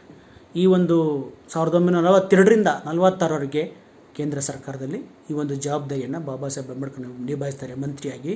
ಈ 4 ವರ್ಷಗಳ ಅವರ ಮಂತ್ರಿಗಿರಿಯಲ್ಲಿ ಅಥವಾ ಗವರ್ನರ್ ಜನರಲ್ ಕಾರ್ಯಕಾರಿ ಸಮಿತಿಯ ಸದಸ್ಯ ಒಂದು ಸ್ಥಾನದಲ್ಲಿ ಅವರು ನಾನು ಹೇಳಿದಂಥ ಅಷ್ಟು ಇಲಾಖೆಗಳಲ್ಲಿ ತುಂಬ ಅದ್ಭುತವಾದ ಕೆಲಸವನ್ನು ಮಾಡಿದ್ದಾರೆ. ಮುಖ್ಯವಾಗಿ ಅವರು ಕಾರ್ಮಿಕರ ಒಂದು ಕೆಲಸದ ಅವಧಿಯನ್ನು 12 ಗಂಟೆಯಿಂದ 8 ಗಂಟೆಗೆ ಇಳಿಸ್ತಾರೆ. ಈಗ ನಾವೇನು 8 ಗಂಟೆಗೆ ಪಾಳಿ ಅಂತ ಕರಿತೀವಿ, 8 ಅದನ್ನು ಪ್ರಪ್ರಥಮವಾಗಿ ಭಾರತದಲ್ಲೇ ಪ್ರಾರಂಭ ಮಾಡಿದವರು ಕಾರ್ಮಿಕ ಮಂತ್ರಿಯಾಗಿ ಬಾಬಾ ಸಾಹೇಬ್ ಅಂಬೇಡ್ಕರ್ ಅವರು. ಅದೇ ಥರ ಮೆಟರ್ನಿಟಿ ಬೆನಿಫಿಟ್ ಆ್ಯಕ್ಟನ್ನು ಜಾರಿ ಮಾಡ್ತಾರೆ. ಆ ಕಾಲದಲ್ಲಿ ಮಹಿಳೆಯರಿಗೆ ಅವರು ಒಂದು ಮಗುವನ್ನು ಎತ್ತಂಥ ಸಂದರ್ಭದಲ್ಲಿ ರಜೆ ಇರಲ್ಲ, ಬಟ್ ರಜೆ ಕೊಡಬೇಕು, ಮಾತೃತ್ವ ರಜೆಯನ್ನು ಬಾಬಾ ಸಾಹೇಬ್ ಅಂಬೇಡ್ಕರ್ ಅವರು ಜಾರಿ ಮಾಡ್ತಾರೆ ಕಾರ್ಮಿಕ ಮಂತ್ರಿಯಾಗಿ. ಜೊತೆಗೆ ನೀರಾವರಿಯ ಇಲಾಖೆಯನ್ನು ಕೂಡ ಅವರಿಗೆ ವಹಿಸಿರ್ತಾರೆ. ಆವಾಗ ಅವರು ಬಾಕ್ರನಂಗಲ್, ಹಿರಾಕೊಡ್ಡು, ದಾಮೋದರ್ ಕಣಿವೆ ಯೋಜನೆ, ಸೋನ್ ಕಣಿವೆ ಯೋಜನೆ, ಎಲ್ಲ ಯೋಜನೆಗಳನ್ನು ತುಂಬ ಅತ್ಯಂತ ಅದ್ಭುತವಾಗಿ ಅವರು ಯಶಸ್ವಿಗೊಳಿಸ್ತಾರೆ. ಇವತ್ತು ಕೂಡ ಬಾಕ್ರನಂಗಲ್ ಅಂತೀವಿ ಮತ್ತು ಹಿರಾಕುಡ್ ಡ್ಯಾಮ್ ಅಂತೀವಿ, ದಾಮೋದರ ಕಣಿವೆ ಅದರೆಲ್ಲ ಹಿಂದ್ಗಡೆ ಬಾಬಾ ಸಾಹೇಬ್ ಅಂಬೇಡ್ಕರ್ ಅದ್ಭುತವಾದ ಶ್ರಮ ಇದೆ ಅನ್ನೋದನ್ನ ನಾವು ಪ್ರತಿಯೊಬ್ಬರು ತಿಳ್ಕೋಬೇಕು. ದುರಂತ ಅಂತಂದರೆ ಇಂಥ ಇತಿಹಾಸವನ್ನು ಯಾರು ಅಂಬೇಡ್ಕರ್ ಅವರು ಮಾಡಿದಂಥ ಸಾಧನೆಯನ್ನು ಯಾವ ಪುಸ್ತಕಗಳಲ್ಲೂ ಎಲ್ಲೂ ಕೂಡ ಹೇಳಕ್ಕೆ ಹೋಗಿಲ್ಲ ಅಂತಕ್ಕಂಥ ವಿಚಾರ. ನೆಕ್ಸ್ಟ್ ನಾನು ಆಗಲೇ ಹೇಳಿದೆ, ಯಾವುದು ಪ್ಲ್ಯಾನಿಂಗ್ ಮತ್ತು ಎಂಪ್ಲಾಯ್ಮೆಂಟು ಇದರಲ್ಲೂ ಕೂಡ ಬಾಬಾ ಸಾಹೇಬ್ ಅಂಬೇಡ್ಕರು ಅದ್ಭುತವಾದ ಸಾಧನೆಯನ್ನು ಮಾಡ್ತಾರೆ. ವಿಶೇಷವಾಗಿ 1935ರಲ್ಲಿ ಮೀಸಲಾತಿ ಜಾರಿ ಬರ್ತದೆ ಶಿಕ್ಷಣ ಮತ್ತು ಉದ್ಯೋಗದಲ್ಲಿ. ಆದರೆ ಅದು ಇನ್ನೂ ಕೂಡ ಕಾರ್ಯರೂಪಕ್ಕೆ ಬಂದಿರಲ್ಲ. ಅದನ್ನು ಸ್ವತಃ ಅಂಬೇಡ್ಕರ್ ಅವರು 1942ರಲ್ಲಿ 8.5% ಮೀಸಲಾತಿಯನ್ನು ಉದ್ಯೋಗ ಮೀಸಲಾತಿಯನ್ನು ಜಾರಿಗೊಳಿಸೋದ್ರ ಮೂಲಕ ಕೇಂದ್ರ ಸರ್ಕಾರ ಪ್ರಪ್ರಥಮವಾಗಿ ತಾವೇ ಅದನ್ನು ಜಾರಿ ತರ್ತಾರೆ. 8.5% ಮೀಸಲಾತಿಯನ್ನು. ನೆಕ್ಸ್ಟ್ ಸ್ವಲ್ಪ ದಿನ ಆದಮೇಲೆ ಅದನ್ನು 12.5% ಅವರೇ ಏರಿಸ್ತಾರೆ. ಈ ನಿಟ್ಟಿನಲ್ಲಿ ಮೀಸಲಾತಿಯನ್ನು ತಂದಿದ್ದಲ್ಲದೆ ಮೀಸಲಾತಿಯನ್ನು ಜಾರಿಗೊಳಿಸಿದ್ದು ಕೂಡ ಮಂತ್ರಿಯಾಗಿ ಅಂಬೇಡ್ಕರ್ ಅವರು ಅನ್ನೋದನ್ನು ನಾವಿಲ್ಲಿ ತಿಳ್ಕೊಬೇಕಾಗುತ್ತೆ ಬಂಧುಗಳೇ. ನೆಕ್ಸ್ಟ್ 1946 ಅಲ್ಲಿವರೆಗೆ ಅದು ಸ್ವಾತಂತ್ರ್ಯದ ಸಮೀಪಕ್ಕೆ ಬಂದಿರ್ತದೆ. ಈ ನಡುವೆ ನಾವು ಒಂದಷ್ಟು ವಿಚಾರಗಳನ್ನ ತಿಳ್ಕೋಬೇಕು. ಇದೇನಪ್ಪ ಅಂತಂದರೆ, ಅಂಬೇಡ್ಕರ್ ಅವರು ಒಂದಷ್ಟು ಕೃತಿಗಳನ್ನ ಬರೀತಾರೆ ಇಂಗ್ಲೀಷಲ್ಲಿ. ಆ ಕೃತಿಗಳು ಯಾವುದಪ್ಪ ಅಂತಂದರೆ 1946 ಅಂದಾಗ ಆಗ್ತಾನೆ ಪಾಕಿಸ್ತಾನದ ಒಂದು ಭಾರತದ ವಿಭಜನೆ ಪ್ರಾರಂಭ ಆಗ್ತಿದ್ದಂಥ ಸಂದರ್ಭ. ಆ ಸಂದರ್ಭದಲ್ಲಿ ಅವರು ತಮ್ಮದೇ ಸಲಹೆಯನ್ನು ಒಳಗೊಂಡಂಥ ಒಂದು ಅದ್ಭುತವಾದ ಕೃತಿಯನ್ನು ಬರೀತಾರೆ, Pakistan or partition of India ಅಂತಕ್ಕಂಥ ಬುಕ್ಕು. ಅದೇ ಸಂದರ್ಭದಲ್ಲಿ ಮತ್ತೊಂದು ಬುಕ್ಕನ್ನು ಅಂಬೇಡ್ಕರ್ ಬರೀತಾರೆ, ಅದು what Congress and Gandhi are done to untouchables ಅಂತಕ್ಕಂಥ ಕೃತಿ. ಅದೇ ಸಂದರ್ಭದಲ್ಲಿ ಶೂದ್ರರು ಯಾರು, ಹೂ ಆರ್ ದ ಶೂದ್ರಾಸ್ ಅಂತಕ್ಕಂಥ ಮತ್ತೊಂದು ಬುಕ್ಕನ್ನು ಬಾಬಾ ಸಾಹೇಬ್ ಅಂಬೇಡ್ಕರ್ ಬರೀತಾರೆ. ಜೊತೆಗೆ ದಿ ಅನ್ಟಚಬಲ್ಸ್ ಅಂತಕ್ಕಂಥ ಬುಕ್ಕನ್ನು ಕೂಡ, untouchables who are they and why they become untouchables ಅಂತಕ್ಕಂಥ ಬುಕ್ಕನ್ನು ಕೂಡ ಅಂಬೇಡ್ಕರ್ ಅವರು ಬರೀತಾರೆ. ಜೊತೆಗೆ ಥಾಟ್ಸ್ ಆನ್ ಲಿಂಗ್ವಿಸ್ಟಿಕ್ ಸ್ಟೇಟ್ಸ್, ಯಾಕಪ್ಪ ಅಂದರೆ 47ರಲ್ಲಿ ಭಾಷಾವಾರು ಪ್ರಾಂತ್ಯಗಳು ವಿಭಾಗ ಆಗ್ತಿದ್ವು. ಸೊ ಅದಕ್ಕೆ ಸಂಬಂಧಪಟ್ಟ ತಮ್ಮ ಚಿಂತನೆಯನ್ನು ಅವರು ಬುಕ್ಕಲ್ಲಿ ಬರೀತಾರೆ. ಜೊತೆಗೆ ಅದೇ ಸಂದರ್ಭದಲ್ಲಿ ಅದಕ್ಕಿಂತ ಆ ಸಂದರ್ಭದಲ್ಲಿ ಅವರು ಬರೆದಂಥ ಮತ್ತೊಂದು ಬುಕ್ಕು ರಾನಡೆ, ಗಾಂಧಿ ಆ್ಯಂಡ್ ಜಿನ್ನಾ ಅಂತಕ್ಕಂಥ ಬುಕ್ಕು. ಆ ಪುಸ್ತಕದಲ್ಲಿ ಅವರು ನ್ಯಾಯವಾದಿಗಳಾದಂಥ MG ರಾನಡೆ ಮತ್ತು ಮಹಾತ್ಮ ಗಾಂಧಿಯವರು ಮತ್ತು ಮಹಮ್ಮದ್ ಅಲಿ ಜಿನ್ನಾ ಮೂರು ಜನ ವ್ಯಕ್ತಿತ್ವವನ್ನು ಹೋಲಿಸಿ ರಾನಡೆಯವರ ವ್ಯಕ್ತಿತ್ವಕ್ಕೆ ಒಂದು ಮೌಲ್ಯವನ್ನು ಕೊಡ್ತಾರೆ. ಜೊತೆಗೆ ಮತ್ತೊಂದು ಕೃತಿಯವರು ಬರೆದಿರ್ತಕ್ಕಂಥದ್ದು communal deadlock and the way to solve it, ಕೋಮುವಾರು ಕಗ್ಗಂಟು ಅದನ್ನು ಯಾವ ಥರ ಪರಿಹಾರ ಮಾಡಬೇಕು ಅಂತಕ್ಕಂಥ ಕೃತಿಯನ್ನು ಅವರು ಬರೀತಾರೆ. ಅಂದರೆ ನಾವು ತಿಳ್ಕೋಬೇಕು, ಒಬ್ಬ ಇಂಗ್ಲೀಷ್ ರೈಟರಾಗಿ ಕೂಡ ಬಾಬಾ ಸಾಹೇಬ್ ಅಂಬೇಡ್ಕರ್ ಹೋರಾಟಗಾರರು, ಜೊತೆಗೆ ಒಂದು ಕಡೆ ಮಂತ್ರಿಗಳು ಮತ್ತು ಒಂದು ಕಡೆ ಇಂಗ್ಲೀಷ್ ರೈಟರ್ ಆಗಿ ಈಗ ಆಲ್ರೆಡಿ ಅವರು ಅನಿಲೇಷನ್ ಆಫ್ ಕ್ಯಾಸ್ಟ್ ಮತ್ತು ಪ್ರಾಬ್ಲಮ್ ಆಫ್ ರೂಪಿ ಕೃತಿಗಳನ್ನ ಬರೆದಿರೋ, ಜೊತೆಗೆ ಈ ಎಲ್ಲ ಕೃತಿಗಳನ್ನ ಬರೆದು ಯಾವ ಥರ ಇಂಗ್ಲೀಷ್ ರೈಟರಿಗೆ ಕೂಡ ಗುರುತಿಸ್ಕೊಂಡಿದ್ರು ಅಂತಕ್ಕಂಥ ವಿಚಾರ. ನೆಕ್ಸ್ಟ್ ಒಂದಷ್ಟು ಬುಕ್ಗಳನ್ನ ಆ ಸಂದರ್ಭದಲ್ಲೂ ಬರೆದಿರ್ತಾರೆ, ಆದರೆ ಅದು ಪ್ರಕಟ ಆಗಿರಲ್ಲ. ಅದನ್ನು ಕೂಡ ನಾವು ತಿಳ್ಕೊಬೇಕಾಗುತ್ತೆ. ಅದು ಯಾವುದಪ್ಪ ಅಂದರೆ ರಿಡಲ್ಸ್ ಇನ್ ಹಿಂದೂಯಿಸಮ್, ಹಿಂದೂ ಧರ್ಮದ ಒಗಟುಗಳು, ಫಿಲಾಸಫಿ ಆಫ್ ಹಿಂದೂಯಿಸಮ್, ಹಿಂದೂ ಧರ್ಮದ ತತ್ವಜ್ಞಾನ, ರೆವಲ್ಯೂಷನ್ ಆ್ಯಂಡ್ ಕೌಂಟರ್ ರೆವಲ್ಯೂಷನ್, ಕ್ರಾಂತಿ ಮತ್ತು ಪ್ರತಿಕ್ರಾಂತಿ ಪ್ರಾಚೀನ ಭಾರತದಲ್ಲಿ ಅಂತಕ್ಕಂಥ ಕೃತಿ, ಬುದ್ಧ ಆರ್ ಕಾಲ್ಮಾಸ್ ಅಂತಕ್ಕಂಥ ಒಂದು ಪುಟ್ಟ ಕೃತಿ, untouchables are children of India's ghetto, ಅಸ್ಪೃಶ್ಯರು ಅಥವಾ ಭಾರತದ ಕೊಳಗೇರಿಗಳ ಮಕ್ಕಳು ಅಂತಕ್ಕಂಥ ಕೃತಿ. ಈ ಎಲ್ಲ ಕೃತಿಗಳನ್ನ ಅವ್ರು ಬರೀತಾರೆ, ಬಟ್ ಅವು ದುರದೃಷ್ಟವಶಾತ್ ಪ್ರಕಟ ಆಗಿರಲ್ಲ. ಆದರೆ ತದನಂತರ 1980ರಲ್ಲಿ ಮಹಾರಾಷ್ಟ್ರ ಸರ್ಕಾರ ಅವುಗಳೆಲ್ಲನೂ ಪ್ರಕಟ ಮಾಡುತ್ತೆ. ಮತ್ತು ಭಾರತ ಸರ್ಕಾರನೂ ಕೂಡ 2002ರಲ್ಲಿ ಅದನ್ನು ರಿಪ್ರಿಂಟ್ ಹಾಕುತ್ತೆ ಭಾರತ ಸರ್ಕಾರ. ಅದರಿಂದ ಸರ್ಕಾರನೇ ಅಂಬೇಡ್ಕರ್ ಅವರ ಬುಕ್ಗಳನ್ನ ಪ್ರಕಟ ಮಾಡ್ತು. ಬಟ್ ನಾನು ಏನು ಹೇಳ್ತಾ ಇದ್ದೀನಿ ಎಲ್ಲ ವಿಚಾರಗಳು ಕೂಡ ಅದೇ ಕೃತಿಗಳಿಂದ ಆಯ್ಕೆ ಮಾಡೋದನ್ನ ಅನ್ನೋದು ತಾವಿಲ್ಲಿ ತಿಳ್ಕೊಬೇಕಾಗುತ್ತೆ ಸ್ನೇಹಿತರೆ. ನೆಕ್ಸ್ಟ್ 1946 ಅಂಬೇಡ್ಕರ್ ಅವರ ಮಂತ್ರಿ ಪದವಿ ಮುಗೀತು. 2ನೇ ಮಹಾಯುದ್ಧ ಕೂಡ ಮುಗಿದಿರ್ತದೆ. ಆ ಸಂದರ್ಭದಲ್ಲಿ ಬ್ರಿಟಿಷರು ಭಾರತಕ್ಕೆ ಸ್ವಾತಂತ್ರ್ಯವನ್ನು ಕೊಡೋಕ್ಕೆ ಒಪ್ಕೊಂಡಿರ್ತಾರೆ. ಅದೆಲ್ಲ ತಮಗೆ ಗೊತ್ತಿರ್ತಕ್ಕಂಥ ವಿಚಾರ. ಸೊ ಈ ನಿಟ್ಟಿನಲ್ಲಿ 1947 ಆಗಸ್ಟ್ 1947ಕ್ಕೆ ಸ್ವಾತಂತ್ರ್ಯ ಬರುತ್ತೆ ಅಂತಕ್ಕಂಥದ್ದು ಗೊತ್ತಾಗಿರ್ತದೆ. ಸೊ ಸ್ವಾತಂತ್ರ್ಯ ಬರೋಕ್ಕಿಂತ ಮೊದಲೇ ಬ್ರಿಟಿಷರು ಹಾಕಿದ್ದಂಥ ಒಂದು ಕಂಡೀಷನ್, ನಿಬಂಧನೆ ಏನಪ್ಪ ಅಂದರೆ, ನಿಮ್ಮ ಸಂವಿಧಾನವನ್ನು ನೀವೇ ಆಯ್ಕೆ ಬರೀಬೇಕು, ಅದಕ್ಕೆ ಸಂಬಂಧಪಟ್ಟ ಒಂದು ಸಮಿತಿಯನ್ನು, ಒಂದು ಸಭೆಯನ್ನು ತಾವು ಮಾಡ್ಕೋಬೇಕು, ಒಂದು ಸಂಸತ್ತನ್ನು ತಾವೇ ರಚಿಸ್ಕೋಬೇಕು ಅಂತಕ್ಕಂಥ ಸಲಹೆಯನ್ನು ಕೊಟ್ಟಿರ್ತಾರೆ. ಸೊ ಈ ಪ್ರಕಾರವಾಗಿ ಸಂವಿಧಾನ ಸಭೆ ಅಥವಾ ಕಾನ್ಸ್ಟಿಟ್ಯೂಯೆಂಟ್ ಅಸೆಂಬ್ಲಿ ರಚನೆ ಆಗುತ್ತೆ. ಅದು ಸುಮ್ಮನೆ ರಚನೆ ಆಗಲ್ಲ, ಚುನಾವಣೆಗಳ ಮೂಲಕ ಆಯ್ಕೆಯಾದ ಸದಸ್ಯರಿಂದ ರಚನೆ ಆಗುತ್ತೆ. 1946ರಲ್ಲಿ ಈ ಸಂಬಂಧ ದೇಶವ್ಯಾಪಿ ಚುನಾವಣೆ ನಡೆಯುತ್ತೆ. ಬಾಬಾ ಸಾಹೇಬ್ ಅಂಬೇಡ್ಕರ್ ಅವರು ಆ ಚುನಾವಣೆಗೆ ಗೆಲ್ಲಬಾರ್ದು ಅನ್ನೋದು ಪಟ್ಟಭದ್ರರ ಒಂದು ಹುನ್ನಾರ ಆಗಿರುತ್ತೆ. ಆದರೆ 1946 ಏಪ್ರಿಲ್ ತಿಂಗಳಲ್ಲಿ ಬಾಬಾ ಸಾಹೇಬ್ ಅಂಬೇಡ್ಕರ್ ಅವರು ದೂರದ ಬಂಗಾಳದ ಜೈಸೂರ್ ಮತ್ತು ಕುಲ್ಲಾ ಅಂತಕ್ಕಂಥ ಕ್ಷೇತ್ರದಿಂದ ಸಂವಿಧಾನ ಸಭೆಗೆ ಅಥವಾ ಕಾನ್ಸ್ಟಿಟ್ಯೂಯೆಂಟ್ ಅಸೆಂಬ್ಲಿಗೆ ಆಯ್ಕೆಯಾಗಿ ಬರ್ತಾರೆ ಅಂತಕ್ಕಂಥ ವಿಚಾರವನ್ನು ಪ್ರತಿಯೊಬ್ಬರು ಕೂಡ ತಿಳ್ಕೋಬೇಕಾಗತ್ತೆ. ಸೊ ಆ ಮೂಲಕ ಬಾಬಾ ಸಾಹೇಬ್ ಅಂಬೇಡ್ಕರ್ ಅವರು ಸಂವಿಧಾನ ಒಂದು ರಚನಾ ಪ್ರಕ್ರಿಯೆಯಲ್ಲಿ ಹೆಬ್ಬಾಗಿಲನ್ನು ತೆರೀತಾರೆ ಅಥವಾ ತಾವೇ ಅದಕ್ಕೆ ಒಳಗೊಳ್ಳೋಕ್ಕೆ ಪ್ರಾರಂಭ ಮಾಡ್ತಾರೆ ಅಂತಕ್ಕಂಥ ವಿಚಾರ. ಇಲ್ಲಿ ನಾವು ತಿಳ್ಕೊಬೇಕೇನಪ್ಪ ಅಂತಂದರೆ, ದುರಂತ ಏನಪ್ಪ ಅಂತಂದರೆ, ಅಂಬೇಡ್ಕರ್ ಅವರು ಗೆದ್ದಿರ್ತಾರಲ್ಲ ಜೈಸೂರ್ ಮತ್ತು ಕುಲ್ಲಾ ಅಂತಕ್ಕಂಥ ಬಂಗಾಳದ ಕ್ಷೇತ್ರವನ್ನು, ಅದನ್ನು ದೇಶ ವಿಭಜನೆ ಸಂದರ್ಭದಲ್ಲಿ ಒಂದಷ್ಟು ಕುತಂತ್ರ ಮಾಡಿ ಆಗಿನ ಪಾಕಿಸ್ತಾನಕ್ಕೆ ಕೊಟ್ಬಿಡ್ತಾರೆ. ಪೂರ್ವ ಪಾಕಿಸ್ತಾನ ಅಂತ ಏನು ಕರಿತೀವಿ ಅದಕ್ಕೆ ಕೊಟ್ಬಿಡ್ತಾರೆ, ಸೇರಿಸ್ಬಿಟ್ರೆ. ಸೇರಿಸಿದಾಗ ಅಂಬೇಡ್ಕರ್ ಆಗ ಎಲ್ಲಿಗೆ ಹೋಗ್ಬೇಕಾಗತ್ತಪ್ಪ ಅಂದರೆ ಪಾಕಿಸ್ತಾನದ ಕಾನ್ಸ್ಟಿಟ್ಯೂಯೆಂಟ್ ಅಸೆಂಬ್ಲಿಗೆ ಹೋಗಬೇಕಾದಂಥ ಪರಿಸ್ಥಿತಿ ಬರ್ತದೆ. ಆದರೆ ಒಂದು ಬದಲಾವಣೆಯಲ್ಲಿ ನಡೆಯುತ್ತೆ. ಅಂಬೇಡ್ಕರ್ ಅವರು ಬ್ರಿಟಿಷರ ಮೇಲೆ ಪ್ರಭಾವ ಬೀರ್ತಾರೆ.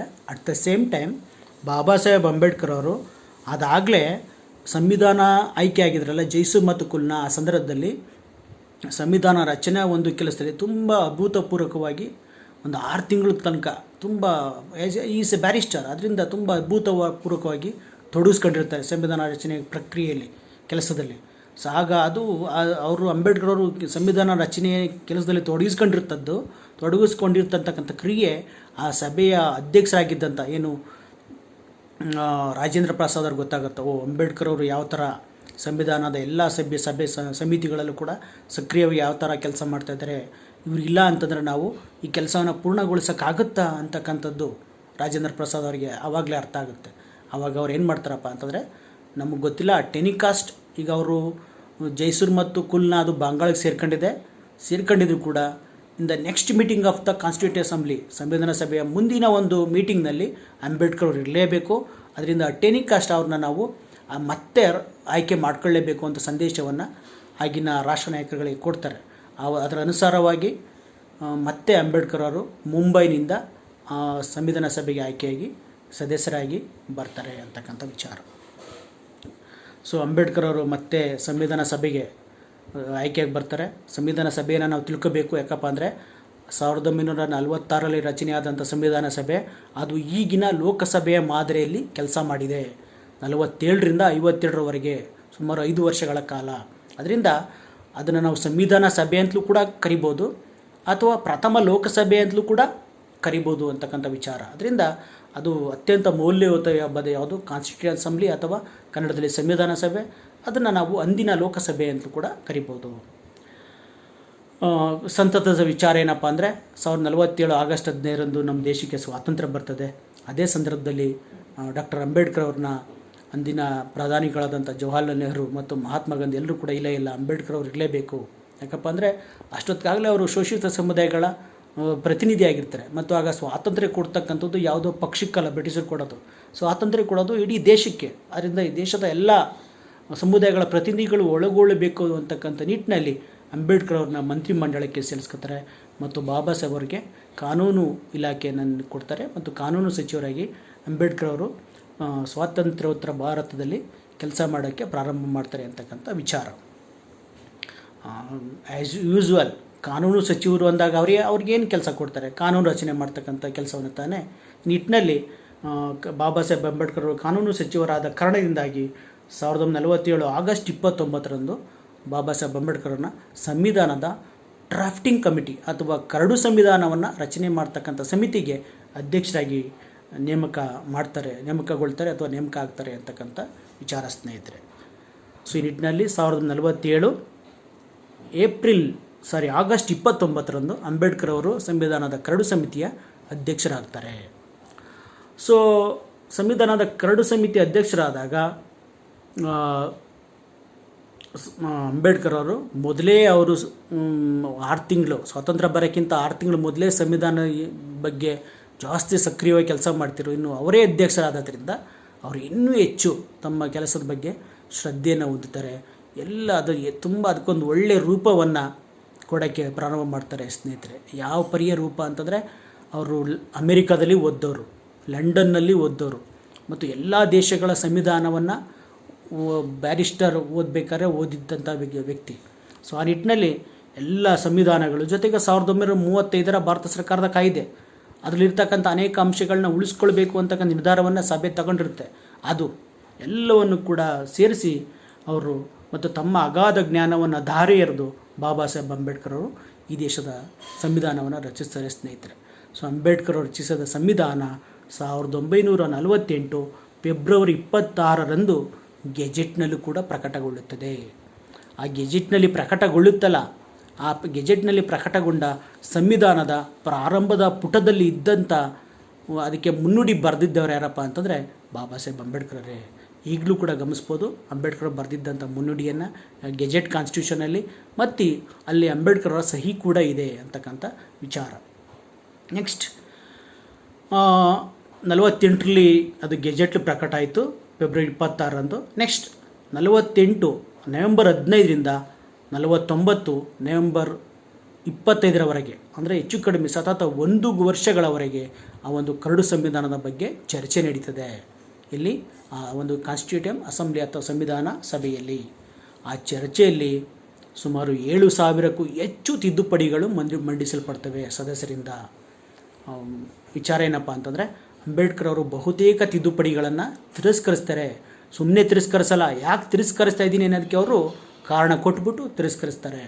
ಮತ್ತು ಅನೇಕ ತಿದ್ದುಪಡಿಗಳನ್ನ ಅವರು ಒಪ್ಕೊಳ್ತಾರೆ. ಯಾಕಪ್ಪ ಅಂದರೆ ಒಳ್ಳೆಯದನ್ನ ಸ್ವೀಕರಿಸಬೇಕಲ್ವ, ತಿದ್ದುಪಡಿಗಳನ್ನ ಒಪ್ಕೊಳ್ತಾರೆ. ಯಾಕೆ ಒಪ್ಕೊಳ್ತಾ ಇದ್ದೀನಿ ಅನ್ನೋದಕ್ಕೂ ಕೂಡ ಅವ್ರು ಏನು ಮಾಡ್ತಾರೆ, ಒಂದು ಡ್ರಾಫ್ಟಿಂಗ್ ಕಮಿಟಿ ಚೇರ್ಮನ್ ಆಗಿ ಕಾರಣವನ್ನು ಕೊಡ್ತಾರೆ. ಸೊ ಎಲ್ಲ ಒಂದು ತಿದ್ದುಪಡಿಗಳು ಮತ್ತು ಚರ್ಚೆಗಳ ನಂತರ ಬಾಬಾ ಸಾಹೇಬ್ ಅಂಬೇಡ್ಕರ್ ಅವರು ಅಂತಿಮವಾಗಿ 1949 ನವೆಂಬರ್ 25ರಂದು ಆ ಒಂದು ಸಂವಿಧಾನ ಸಭೆಯಲ್ಲಿ ಅಥವಾ ಸದನದಲ್ಲಿ ಒಂದು ದಿನ ಪೂರ್ತಿ ಮಾತಾಡ್ತಾರೆ.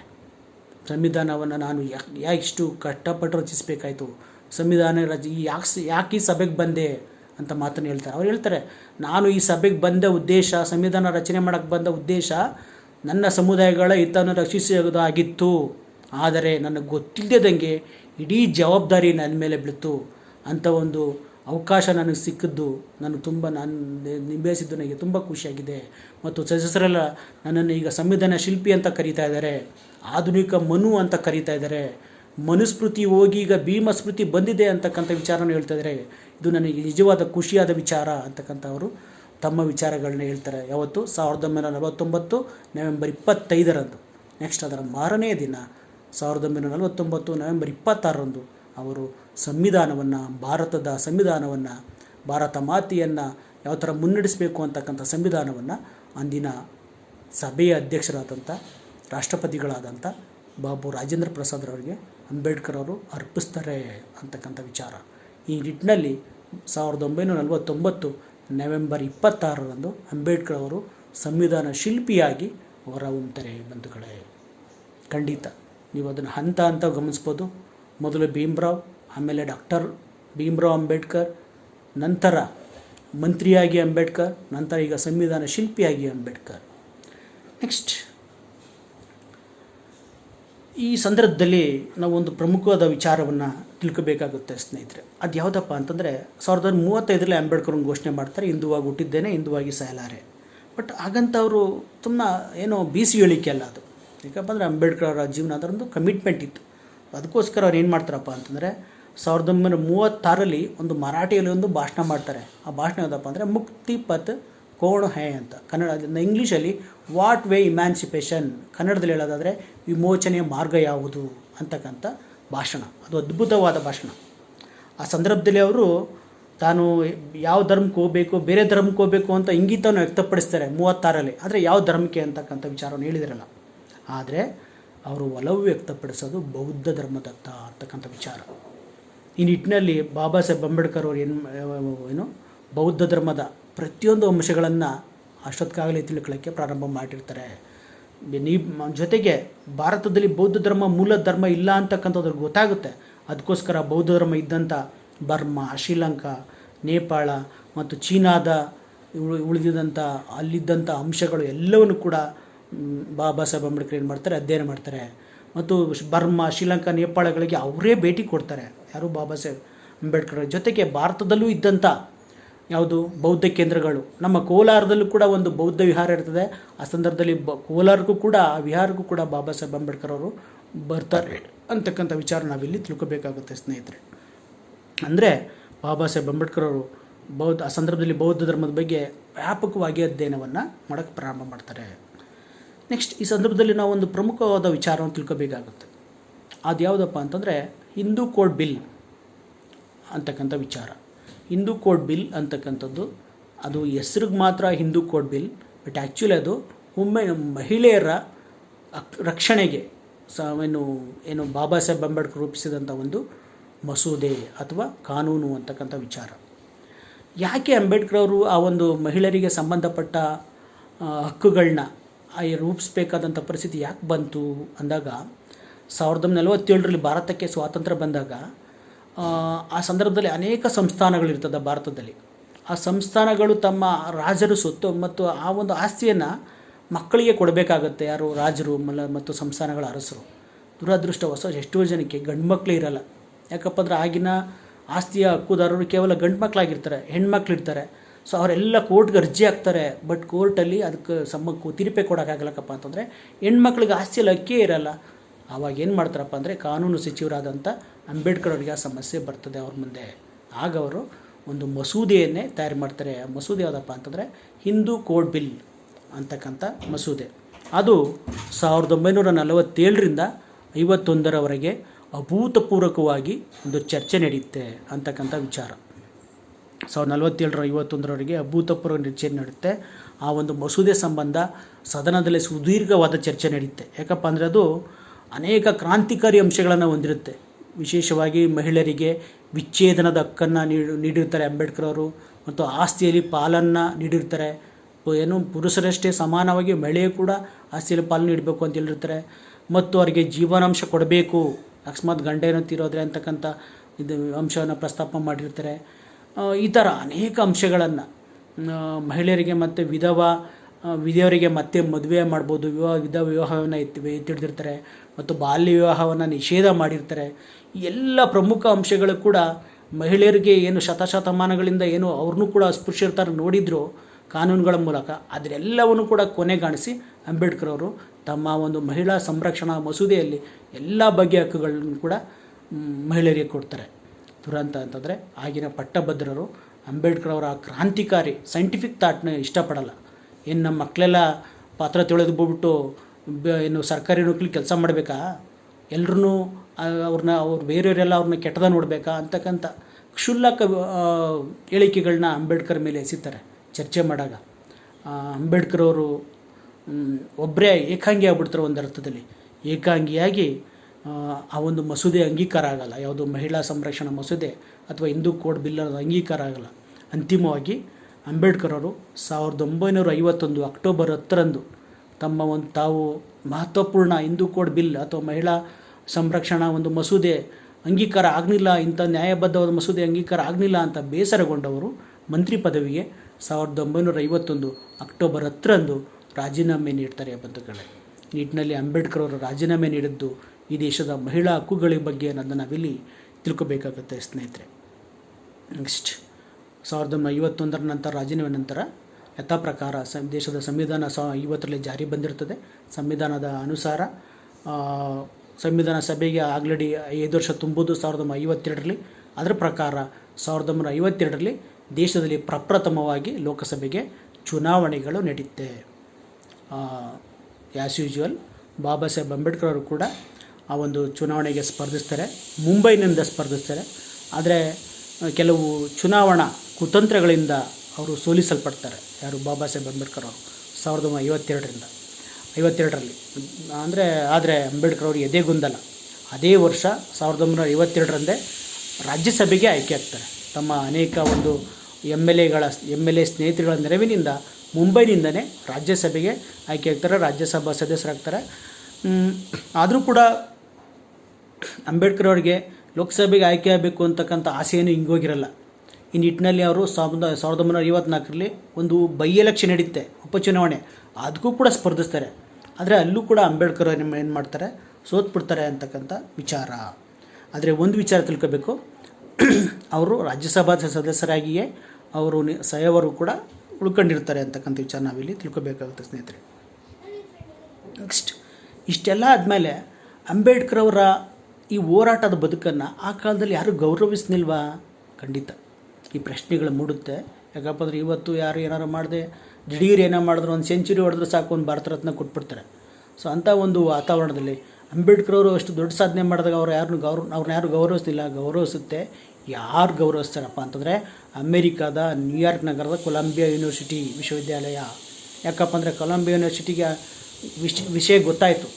ನನ್ನ ಯೂನಿವರ್ಸಿಟಿಲಿ ಕಲಿತಂಥ ಒಬ್ಬ ವಿದ್ಯಾರ್ಥಿ, ನನ್ನ ಈ ವಿಶ್ವವಿದ್ಯಾಲಯದಲ್ಲಿ MA ಮತ್ತು PhD ಮಾಡಿದಂಥ ಒಬ್ಬ ವಿದ್ಯಾರ್ಥಿ ಒಂದು ಬೃಹತ್ ದೇಶದ ಸಂವಿಧಾನ ಶಿಲ್ಪಿ ಆಗಿದ್ದಾರೆ.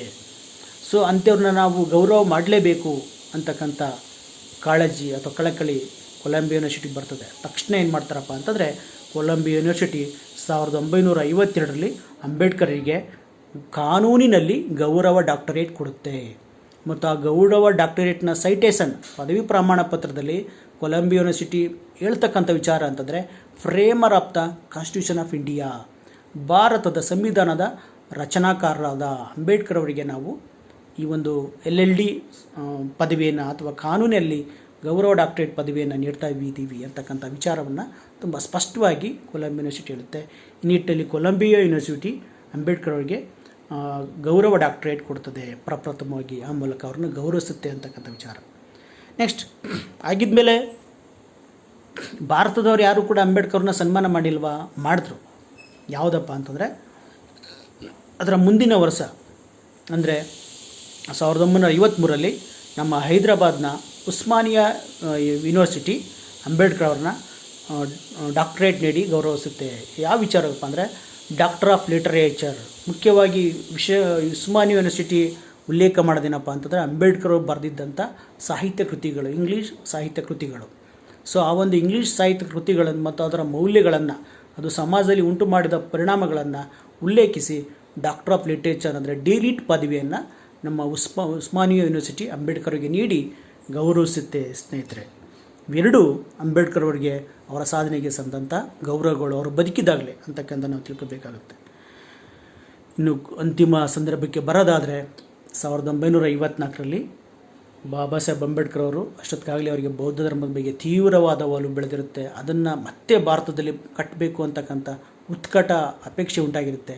ಸೊ ಆ ನಿಟ್ಟಿನಲ್ಲಿ ಅವರು 1954ರಲ್ಲಿ ಬರ್ಮಾದ ರಾಜಧಾನಿಯಾದಂಥ ರಂಗೂನ್ಗೆ ಭೇಟಿ ಕೊಡ್ತಾರೆ.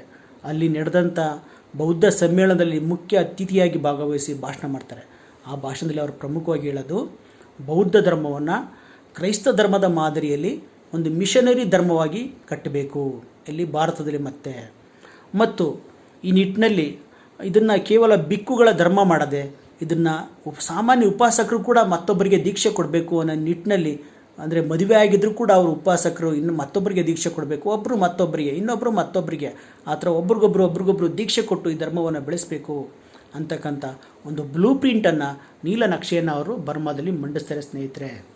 ಸೊ ಅದರಿಂದ ಜೊತೆಗೆ ಆ ಸಂದರ್ಭದಲ್ಲಿ ಆ ಬ್ಲೂ ಪ್ರಿಂಟ್ಲಿ ಅಂಬೇಡ್ಕರ್ ಪ್ರಸ್ತಾಪ ಮಾಡೋದು ಕ್ರೈಸ್ತ ಧರ್ಮದಲ್ಲಿ ಇರೋ ರೀತಿ ಬೌದ್ಧ ಧರ್ಮದಲ್ಲೂ ಕೂಡ ಒಂದು ಬೈಬಲ್ ರೀತಿಯ ಒಂದು ಹ್ಯಾಂಡಿ ಆಗಿರ್ತಕ್ಕಂಥ ಬುಕ್ ಬೇಕಾಗಿದೆ ಅಂತಕ್ಕಂಥ ವಿಚಾರವನ್ನು ಪ್ರಸ್ತಾಪ ಮಾಡ್ತಾರೆ. ಯಾಕಪ್ಪ ಅಂದರೆ ಬೌದ್ಧ ಧರ್ಮದಲ್ಲಿ ತ್ರಿಪಿಟಕಗಳಿವೆ. ತ್ರಿಪಿಟಕಗಳು ಅಂದರೆ 78 ಪುಸ್ತಕಗಳು. ಆ 78 ಬೃಹತ್ ಪುಸ್ತಕಗಳನ್ನು ಬುಕ್ಗಳನ್ನ ಒಬ್ಬ ಬೌದ್ಧ ಅನುಯಾಯಿ ತನ್ನ ಲೈಫ್ ಟೈಮಲ್ಲಿ ಓದೋಕ್ಕೆ ಸಾಧ್ಯ ಆಗುತ್ತಾ ಅಂತಕ್ಕಂಥ ವಿಚಾರವನ್ನು ಅಂಬೇಡ್ಕರ್ ಪ್ರಸ್ತಾಪ ಮಾಡಿ ಅದಕ್ಕೆ ಅವ್ರು ಹೇಳ್ತಾರೆ, ಅಲ್ಲಿರ್ತಕ್ಕಂಥ ಎಲ್ಲ ಅಂಶಗಳನ್ನು ಒಳಗೊಂಡು, ಸಾರವನ್ನು ಒಳಗೊಂಡು, ಒಂದು ತಿರುಳನ್ನು ಒಳಗೊಂಡು ಒಂದು ಬೈಬಲ್ ರೀತಿ ಒಂದು ಬುಕ್ಕನ್ನು ರಚನೆ ಮಾಡಬೇಕು ಅಂತಕ್ಕಂಥ ಬ್ಲೂ ಪ್ರಿಂಟನ್ನು ತಮ್ಮ ವಿಚಾರವನ್ನು ತಮ್ಮ ಬ್ಲೂ ಪ್ರಿಂಟಲ್ಲಿ ಅಂಬೇಡ್ಕರ್ ಅವರು ಹೇಳ್ತಾರೆ. ಸೊ ಅದರ ನಂತರ ಹೇಳಿದ ನಂತರ ಅವರು ಸುಮ್ಮನೆ ಕೂತ್ಕೊಳ್ಳ ಸ್ವತಃ ತಾವೇ ಅಂಥ ಒಂದು ಪ್ರಯತ್ನಕ್ಕೆ ಕೈ ಹಾಕಿ ಬಾಬಾ ಸಾಹೇಬ್ ಅಂಬೇಡ್ಕರ್ ಅವರು ಬುದ್ಧ ಆ್ಯಂಡ್ ಹಿಸ್ ಧಮ್ಮ, ಅಥವಾ ಕನ್ನಡದಲ್ಲಿ ಹೇಳೋದಾದರೆ ಬುದ್ಧ ಮತ್ತು ಆತನ ಧಮ್ಮ ಅಂತಕ್ಕಂಥ ಬುಕ್ಕನ್ನು ಬರೀತಾರೆ. ಎಷ್ಟನೇ ಇಸ್ವಿಲಪ್ಪ ಅಂತಂದರೆ 1955ರಲ್ಲಿ. ಅದು 50ರಲ್ಲಿ ಅವರು ಬರೆಯೋಕ್ಕೆ ಪ್ರಾರಂಭ ಮಾಡ್ತಾರೆ. ಇನ್ಫ್ಯಾಕ್ಟ್ ಬರೀತಾರೆ. ಅದೇ ಸಂದರ್ಭದಲ್ಲಿ ಅವರು ಬೌದ್ಧ ಧರ್ಮವನ್ನು ಫಾಲೋ ಮಾಡೋರಿಗೆ ಅನುಕೂಲ ಆಗಲಿ ಅಂತಕ್ಕಂಥ ದೃಷ್ಟಿಯಲ್ಲಿ, ಪಾಳಿ ಭಾಷೆಯನ್ನು ಓದ್ಬಿಟ್ಟು ಅರ್ಥ ಮಾಡ್ಕೊಳ್ಳಿಕ್ಕೆ ಅನುಕೂಲ ಆಗಲಿ ಅಂತಕ್ಕಂಥ ದೃಷ್ಟಿಯಲ್ಲಿ ಪಾಳಿ ಟು ಇಂಗ್ಲೀಷ್, ಪಾಳಿ ಭಾಷೆಯಿಂದ ಇಂಗ್ಲೀಷ್ ಭಾಷೆಗೆ ಮತ್ತು ಪಾಳಿ ಟು ಹಿಂದಿಗೆ, ಇನ್ನು ಪಾಳಿ ಟು ಇಂಗ್ಲೀಷ್ ಮತ್ತು ಪಾಳಿ ಟು ಹಿಂದಿ ಒಂದು ಡಿಕ್ಷನರಿಯನ್ನು ಕೂಡ, ಬೃಹತ್ ಡಿಕ್ಷನರಿನ ಕೂಡ ಅವರೇ ಸ್ವತಃ ಬಾಬಾ ಸಾಹೇಬ್ ಅಂಬೇಡ್ಕರವರೇ ಬರೀತಾರೆ ಬಂಧುಗಳು. ಈ ನಿಟ್ಟಿನಲ್ಲಿ ನಾವು ಅರ್ಥ ಮಾಡ್ಕೋಬೇಕು, ಬೌದ್ಧ ಧರ್ಮ ಪ್ರಚಾರ ಮಾಡೋಕ್ಕೆ ಅಂಬೇಡ್ಕರ್ ಅವರು ಏನೆಲ್ಲ ತಯಾರಿ ಮಾಡ್ಕೊಂಡಿದ್ರು ಅಂತ. ಒಂದು ಸ್ವಂತ ಬೈಬಲ್ ರೀತಿ ಒಂದು ಬುಕ್ಕನ್ನು ಕೂಡ ಬರೀತಾರೆ, ಮತ್ತು ಪಾಳಿಯಿಂದ ಇಂಗ್ಲೀಷ್ ಮತ್ತು ಹಿಂದಿ ಭಾಷೆಗೆ ಸಂಬಂಧಪಟ್ಟ ಒಂದು ಡಿಕ್ಷನರಿಯನ್ನು, ನಿಘಂಟನ್ನು ಕೂಡ ಅವ್ರು ಏನು ಮಾಡ್ತಾರೆ, ಅವರೇ ಒಂದು ರಚನೆ ಮಾಡ್ತಾರೆ. ಸೊ ಆ ನಿಟ್ಟಿನಲ್ಲಿ ಅವರು ಬೌದ್ಧ ಧರ್ಮದ ಬಗ್ಗೆ ಹೊಂದಿದ್ದಂಥ ಒಂದು ಏನು ಐಡಿಯಾ, ಅವರು ಅದನ್ನು ಪ್ರಚಾರ ಮಾಡೋಕ್ಕೆ ಅವ್ರ ತಲೆಯಲ್ಲಿ ಯಾವ ಥರದ ಐಡಿಯಾ ಇತ್ತು, ಯಾವ್ಯಾವ ಥರದ ವಿಚಾರಗಳಿತ್ತು, ಒಂದು ಬ್ಲೂ ಪ್ರಿಂಟ್ ಇತ್ತು ಅಂತ ಅವರ ಮುಂದಿನ ಹೆಜ್ಜೆ ಏನಾಗಿದ್ದು ಅಂತಕ್ಕಂಥದ್ದು ಖಂಡಿತ ನಾವಿಲ್ಲಿ ತಿಳ್ಕೊಬೇಕಾಗುತ್ತೆ ಬಂಧುಗಳೇ. ಇನ್ನು ಅಂತಿಮವಾಗಿ 1956 ಅಂದ ತಕ್ಷಣ ತಮಗೆಲ್ಲ ಗೊತ್ತೇ ಆಗುತ್ತೆ, ಅದು ಸಂತಸದ ಒಂದು ವರ್ಷನೂ ಹೌದು, ದುಃಖದ ವರ್ಷನೂ ಹೌದು. ಸಂತಸದ ವರ್ಷ ಏನಪ್ಪ ಅಂತಂದರೆ 1956 ಅಕ್ಟೋಬರ್ 14ರಂದು ಬಾಬಾ ಸಾಹೇಬ್ ಅಂಬೇಡ್ಕರ್ ಅವರು ಮಹಾರಾಷ್ಟ್ರದ ನಾಗ್ಪುರದಲ್ಲಿ ತಮ್ಮ 5 ಲಕ್ಷ ಅನುಯಾಯಿಗಳೊಡನೆ ಬೌದ್ಧ ಧರ್ಮವನ್ನು ಸ್ವೀಕರಿಸ್ತಾರೆ. ಆ ಮೂಲಕ ನಾವು ಮೂಲತಃ ನಾಗ ಜನಾಂಗದವರು ಬೌದ್ಧ ಧರ್ಮದ ಅನುಯಾಯಿಗಳಾಗಿದ್ದರು. ಆದ್ದರಿಂದ ನಾನು ನಾಗಪುರದಲ್ಲಿ ಬೌದ್ಧ ಧರ್ಮವನ್ನು ಸ್ವೀಕರಿಸ್ತಾ ಇದ್ದೀನಿ ಅಂತಕ್ಕಂಥ ಅಂಶವನ್ನು ಅಂಬೇಡ್ಕರ್ ಪ್ರಸ್ತಾಪ ಮಾಡಿ, ನಾವು ಮೂಲ ಬೌದ್ಧರಾಗಿದ್ದರಿಂದ ಮತ್ತೆ ನಾವು ನಮ್ಮ ಧರ್ಮಕ್ಕೆ ವಾಪಸ್ ಹೋಗ್ತಾ ಇದ್ದೀವಿ, ಇದು ಮತಾಂತರವಲ್ಲ, ಮರಳಿ ಮನೆಗೆ ಅಂತಕ್ಕಂಥ ಅಂಶವನ್ನು ಅಂಬೇಡ್ಕರ್ ಅವರು ಪ್ರತಿಪಾದಿಸ್ತಾರೆ ಸ್ನೇಹಿತರೆ. ಅಟ್ ದ ಸೇಮ್ ಟೈಮ್ 35 ಹೇಳಿದಂಥ ಹಿಂದುವಾಗಿ ಹುಟ್ಟಿದ್ದೇನೆ, ಹಿಂದುವಾಗಿ ಸಾಯಲಾರೆ ಅನ್ನೋದನ್ನ ಅವರು ಪ್ರೂವ್ ಮಾಡಿದ್ರು ಇನ್ಫ್ಯಾಕ್ಟ್ ಅನ್ನೋದನ್ನ ನಾವಿಲ್ಲಿ ಗಮನಿಸಬೇಕಾಗುತ್ತೆ. ಈ ನಿಟ್ಟಿನಲ್ಲಿ ಅಂದರೆ ಯಾವ ಧರ್ಮ ಒಂದು ನಾಶ ಆಗಿತ್ತು ಅಥವಾ ಅಳಿವಿನ ಅಂಚಿಗೆ ಬಂದಿತ್ತು ಅಂತ ಧರ್ಮವನ್ನು ಬಾಬಾ ಸಾಹೇಬ್ ಅಂಬೇಡ್ಕರ್ ಮತ್ತೆ ಭಾರತದಲ್ಲಿ ಪುನರುಜ್ಜೀವನಗೊಳಿಸ್ತಾರೆ. ಭಾರತದಲ್ಲಿ ಯಾಕಪ್ಪ ಅಂದರೆ ಬೌದ್ಧ ಧರ್ಮ ಭಾರತವನ್ನು ಬಿಟ್ಟು China, Japan, Malaysia, Hong Kong, Indonesia, ಮತ್ತು ಕೊರಿಯಾ, ಬರ್ಮಾ, ಶ್ರೀಲಂಕಾ, ನೇಪಾಳ ಎಲ್ಲ ಏನು ಪೌರ್ವಾತ್ಯ ರಾಷ್ಟ್ರಗಳಲ್ಲಿ ಜನಪ್ರಿಯ ಆಗಿದೆ, ಈಗಲೂ ಇದೆ. ಅದಕ್ಕೆ ಬುದ್ಧರನ್ನು ಏಷ್ಯಾದ ಬೆಳಕು, ಲೈಟ್ ಆಫ್ ಏಷ್ಯಾ ಅಂತ ಕರೀತಾರೆ. ಆದರೆ ಅದರ ಮಾತೃಭೂಮಿಯಲ್ಲಿ ಅದಕ್ಕೆ ಸ್ಥಳ ಇರಲಿಲ್ಲ. ಅದಕ್ಕೆ ಮತ್ತೆ ಆ ಸ್ಥಳವನ್ನು ಬಾಬಾ ಸಾಹೇಬ್ ಅಂಬೇಡ್ಕರ್ ಅವರು ಒದಗಿಸ್ಕೊಡ್ತಾರೆ. ಆ ನಿಟ್ಟಿನಲ್ಲಿ ಅವರು ಬೌದ್ಧ ಪುನರುಜ್ಜೀವಕರಾಗಿ ಹೊರಹೊಮ್ತಾರೆ ಬಂಧುಗಳೇ. ಮತ್ತು ಅದೊಂದು ರೀತಿ ಬಿಡುಗಡೆ ಕೂಡ ಆಗುತ್ತೆ. ಯಾವುದರಿಂದ ಬಿಡುಗಡೆ? ಅಸ್ಪೃಶ್ಯತೆಯಿಂದ ಬಿಡುಗಡೆ. ಅದನ್ನೇ ಅವರು ಬೌದ್ಧ ಸ್ವೀಕರಿಸಿದಾಗ ಅವರು ಅದರ ಮಾರನೇ ದಿನ ಮಾತಾಡ್ಬಿಟ್ಟು ಅವ್ರು ಹೇಳ್ತಕ್ಕಂಥದ್ದು ಏನಪ್ಪ ಅಂದರೆ, ಒಂದು ಭಾಷಣವನ್ನು ಮುಗಿಸಿ ಅಕ್ಟೋಬರ್ 15ರಂದು ಭಾಷಣ ಮಾಡಿಬಿಟ್ಟು ಒಂದು 5 ನಿಮಿಷ ಬಾಬಾ ಸಾಹೇಬ್ ಅಂಬೇಡ್ಕರ್ ಸೈಲೆಂಟ್ ಆಗಿಬಿಡ್ತಾರೆ. ಸೈಲೆಂಟ್ ಆದಾಗ ಅವ್ರ ಕಣ್ಣಿನಿಂದ ಸಂತಸದ ಆನಂದ ಬಾಷ್ಪ ಉಕ್ಕೇರಿತದಂತೆ. ಅದು ಬರೀತಾರೆ ಅವರ ಜೀವನ ಚರಿತ್ರಕಾರರು. ಯಾಕೆ ಆನಂದ ಬಾಷ್ಪ ಅಂದರೆ, ನಾನಿಂದು ಬಿಡುಗಡೆಗೊಂಡಿದ್ದೇನೆ ಅಂತಕ್ಕಂಥ ಭಾವ ನನ್ನಲ್ಲಿ ಉಂಟಾಗಿದೆ ಅಂತ ಮಾತನ್ನು ಅಂಬೇಡ್ಕರ್ ಅವರು ಹೇಳ್ತಾರೆ. ಸೊ ಆ ನಿಟ್ಟಿನಲ್ಲಿ ನಾವು ಅರ್ಥ ಮಾಡ್ಕೋಬೇಕು. ಸುಮ್ಮನೆ ಅಂಬೇಡ್ಕರ್ ಜೀವನ ಅಂತಂದರೆ ಬಾಬಾ ಸಾಹೇಬ್ ಅಂಬೇಡ್ಕರ್ ವ್ಯಕ್ತಿತ್ವ ಒಂದು ಇಟ್ ಈಸ್ ನಾಟ್ ಅದು ಸಾಮಾನ್ಯ ವ್ಯಕ್ತಿಗಳ ಜೀವನ ಅಲ್ಲ, ಅದೊಂದು ಮಿರಾಕಲ್.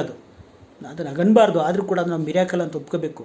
ಮತ್ತು ಒಬ್ಬ ವ್ಯಕ್ತಿ ಅದನ್ನು ನಾವು ಎಲ್ಲೆಲ್ಲೋ ಕೇಳಿರ್ತೀವಿ ಇತಿಹಾಸದಲ್ಲಿ, ಅವ್ರು ಹಂಗೆ ಮಾಡಿದ್ರು, ಯೇಸು ಕ್ರಿಸ್ತರು ಹಂಗೆ ಮಾಡಿದ್ರು, ಮೊಹಮ್ಮದ್ ಪೈಗಂಬರ್ ಹಂಗೆ ಮಾಡಿದ್ರು, ಅಥವಾ ಮೋಸೆಸ್ ಇಸ್ರೇಲರನ್ನ ವಿಮೋಚನೆಗೊಳಿಸಿದ್ರು, ಏನೇನೋ ಕೇಳ್ತೀವಿ. ಬಟ್ ಅಂತಹದೇ ಒಂದು ಬೃಹತ್ ಪ್ರಕ್ರಿಯೆಯನ್ನು ಬಾಬಾ ಸಾಹೇಬ್ ಅಂಬೇಡ್ಕರ್ ಮಾಡಿದ್ದಾರೆ ಅಂತಕ್ಕಂಥ ನಾವಿಲ್ಲಿ ತಿಳ್ಕೊಬೇಕಾದ ಸ್ನೇಹಿತರೆ. ಅಂತಿಮವಾಗಿ ಮತ್ತು ಈ ಸಂದರ್ಭದಲ್ಲಿ ಒಂದು ವಿಚಾರ ನಾವು ತಿಳ್ಕೊಬೇಕಾಗುತ್ತೆ. ಅದೇನಪ್ಪ ಅಂತಂದರೆ, ಬೌದ್ಧ ಧರ್ಮ ಸ್ವೀಕರಿಸಿದಾಗ ಬಾಬಾ ಸಾಹೇಬ್ ಅಂಬೇಡ್ಕರ್ ಅವರು 22 ಪ್ರತಿಜ್ಞೆಗಳನ್ನೂ ಕೂಡ ತಾವೇ ರಚಿಸಿ ಅದನ್ನು ಬೌದ್ಧರಿಗೆ ಇದನ್ನು ನೀವು ಅನುಸರಿಸಬೇಕು ಅಂತಕ್ಕಂಥ ಹೇಳ್ತಾರೆ ಅಂತಕ್ಕಂಥ ವಿಚಾರ. ಅಂತಿಮವಾಗಿ 1956 ಡಿಸೆಂಬರ್ 6 ಬಾಬಾ ಸಾಹೇಬ್ ಅಂಬೇಡ್ಕರ್ ಅವರು ಬೌದ್ಧ ಧರ್ಮ ಸ್ವೀಕರಿಸಿ 2 ತಿಂಗಳು ಕಳೆದಿರಲ್ಲ. ಡಿಸೆಂಬರ್ 6 ಅವರ ನಾನಕ್ ಚಂದ್ರ ರತ್ತುಗೆ ಕರೆ ಬರ್ತದೆ ಬೆಳಿಗ್ಗೆ ಅವರ ಬಾಬಾ ಸಾಹೇಬ್ ಅಂಬೇಡ್ಕರ್ ಮನೆಯಿಂದ. ರತ್ತು ಯಾಕೆ ಬಾಬಾ ಸಾಹೇಬರು ಎದ್ದೇಳ್ತಾ ಇಲ್ಲ, ಬೆಳಗ್ಗೆ ಇನ್ನೂ ಕೂಡ ಅವರು ಎದ್ದೇಳ್ತಾ ಇಲ್ಲ ಅಂದಾಗ ರಾತ್ರಿ 4 ಗಂಟೆನಾಗ ಸೀದಾ ಬರ್ತಾರೆ ಯಾರು ನಾನಕ್ ಚಂದ್ರ ರತ್ತವರು. ಬೆಳಗ್ಗೆ ಡಿಸೆಂಬರ್ 6 ಬೆಳಗ್ಗೆ 5 ಗಂಟೆಗೆ ತಲುಪ್ತಾರೆ ಯಾರು ನಾನಕ್ ಚಂದ್ರ ರತ್ತು. ಕರೆ ಬಂದ ತಕ್ಷಣ. ಬಟ್ ಅಷ್ಟೊತ್ತಿಗಾಗಲೇ ಬಾಬಾ ಸಾಹೇಬ್ ಒಂದು ಪ್ರಾಣ ಹಾರಿ ಹೋಗಿರುತ್ತೆ. ಬಾಬಾ ಸಾಹೇಬ್ ಅಂಬೇಡ್ಕರ್ ಅವರು ಪರಿನಿಬ್ಬಾಣ ಹೊಂದಿರ್ತಾರೆ. ಅಂದರೆ 1956 ಡಿಸೆಂಬರ್ 6ರಂದು ಬಾಬಾ ಸಾಹೇಬ್ ಅಂಬೇಡ್ಕರ್ ಅವರು ಪರಿನಿಬ್ಬಾಣವನ್ನು ಹೊಂದಿದ್ದಾರೆ. ಈ ನಿಟ್ಟಿನಲ್ಲಿ ನಾವು ಅಂದರೆ ಒಂದು ಭೀಮ ಚೇತನ ಏನು ಜೈ ಭೀಮ್ ಅದು ಅಜರಾಮರವಾಗುತ್ತೆ. ನಿಟ್ಟಿನಲ್ಲಿ ಹೇಳೋದಾದರೆ ಒಂದು ಮಹಾನ್ ಚೇತನ ಅದು ತಾನು ಎಲ್ಲ ಒಂದು ಬೃಹತ್ ಸಮುದಾಯ, ನೊಂದಂಥ ಸಮುದಾಯ, ಅದನ್ನು ವಿಮೋಚನೆಗೊಳಿಸಿ ಬುದ್ಧನೆಡೆಗೆ ತಲುಪಿ ಮಹಾಪರಿನಿಬ್ಬಾಣವನ್ನು ಹೊಂದುತ್ತೆ ಸ್ನೇಹಿತರೆ 1956 ಡಿಸೆಂಬರ್ 6ರಂದು. ಸೊ ಇಷ್ಟನ್ನು ಹೇಳ್ತಾ ಡಿಸೆಂಬರ್ 56ರಂದು ಬಾಬಾ ಸಾಹೇಬ್ ಅಂಬೇಡ್ಕರ್ ನಿಧನರಾದರು ಅಥವಾ ಪರಿನಿಬ್ಬಾಣ ಹೊಂದಿದರು. ಅದರ ನಂತರ ಅವರ ದೇಹ ಮುಂಬೈನ ಚೈತ್ಯಭೂಮಿಗೆ ಬರುತ್ತೆ. ಚೈತ್ಯಭೂಮಿಗೆ ಬಂದಾಗ ಆವತ್ತು ಸುಮಾರು ಇಡೀ ದೇಶದಾದ್ಯಂತ ಸುಮಾರು 20 ಲಕ್ಷ ಅನುಯಾಯಿಗಳು ಅಲ್ಲಿವರೆಗೆ ಜಾಯ್ನ್ ಆಗಿಬಿಟ್ಟಿರ್ತಾರೆ. ಯಾವ ಥರಪ್ಪ ಅಂತಂದರೆ, ಅಂಬೇಡ್ಕರ್ ಅವರ ದೇಹ ಬರ್ತಿದ್ರೆ ಅಲ್ಲಿ ಉದ್ದಕ್ಕೂ ಕೂಡ ಮುಂಬೈನ ಬೀದಿ ಉದ್ದಕ್ಕೂ ಕೂಡ ಬಾಬಾ ಸಾಹೇಬ್ ಅಮರ್ ರಹೇ, ಬಾಬಾ ಸಾಹೇಬ್ ಅಮರ್ ರಹೇ ಅಂತಕ್ಕಂಥ ಘೋಷಣೆ ಮುಳುಗುತ್ತೆ. ಅದನ್ನು ಹೇಳ್ತಾರೆ ಶಂಕರಾನಂದ ಶಾಸ್ತ್ರಿಗಳು ತಮ್ಮ ಬುಕ್ಕಲ್ಲಿ. ಮತ್ತು ಆನ್ ದ ಸ್ಪಾಟ್ ಅದೇ ಸಂದರ್ಭದಲ್ಲಿ ಅಂಬೇಡ್ಕರ್ ಅವರ ದೇಹದ ಎದುರುಗಡೆನೆ ಮತ್ತೊಂದು ಮತಾಂತರ ಕಾರ್ಯಕ್ರಮ ನಡೆಯುತ್ತೆ ಬೌದ್ಧ ಧರ್ಮಕ್ಕೆ. ಆವತ್ತು ಕೂಡ 5 ಲಕ್ಷ ಜನ ಬೌದ್ಧ ಧರ್ಮ ಸ್ವೀಕರಿಸ್ತಾರಂತೆ. ಒಟ್ಟಾರೆ ನಾಗ್ಪುರದಲ್ಲಿ 5 ಲಕ್ಷ, ಅಂಬೇಡ್ಕರ್ ಅವರು ನಿಧನರಾದ ದಿನ 5 ಲಕ್ಷ, ಒಟ್ಟು 10 ಲಕ್ಷ ಜನ ಅಂಬೇಡ್ಕರ್ ಅವರು ಒಂದು ದೇಹ ಈ ಭೂಮಿ ಮೇಲೆ ಇದ್ದಾಗಲೇ ಬೌದ್ಧ ಧರ್ಮ ಸ್ವೀಕರಿಸ್ತಾರೆ ಅಂತಕ್ಕಂಥ ವಿಚಾರ.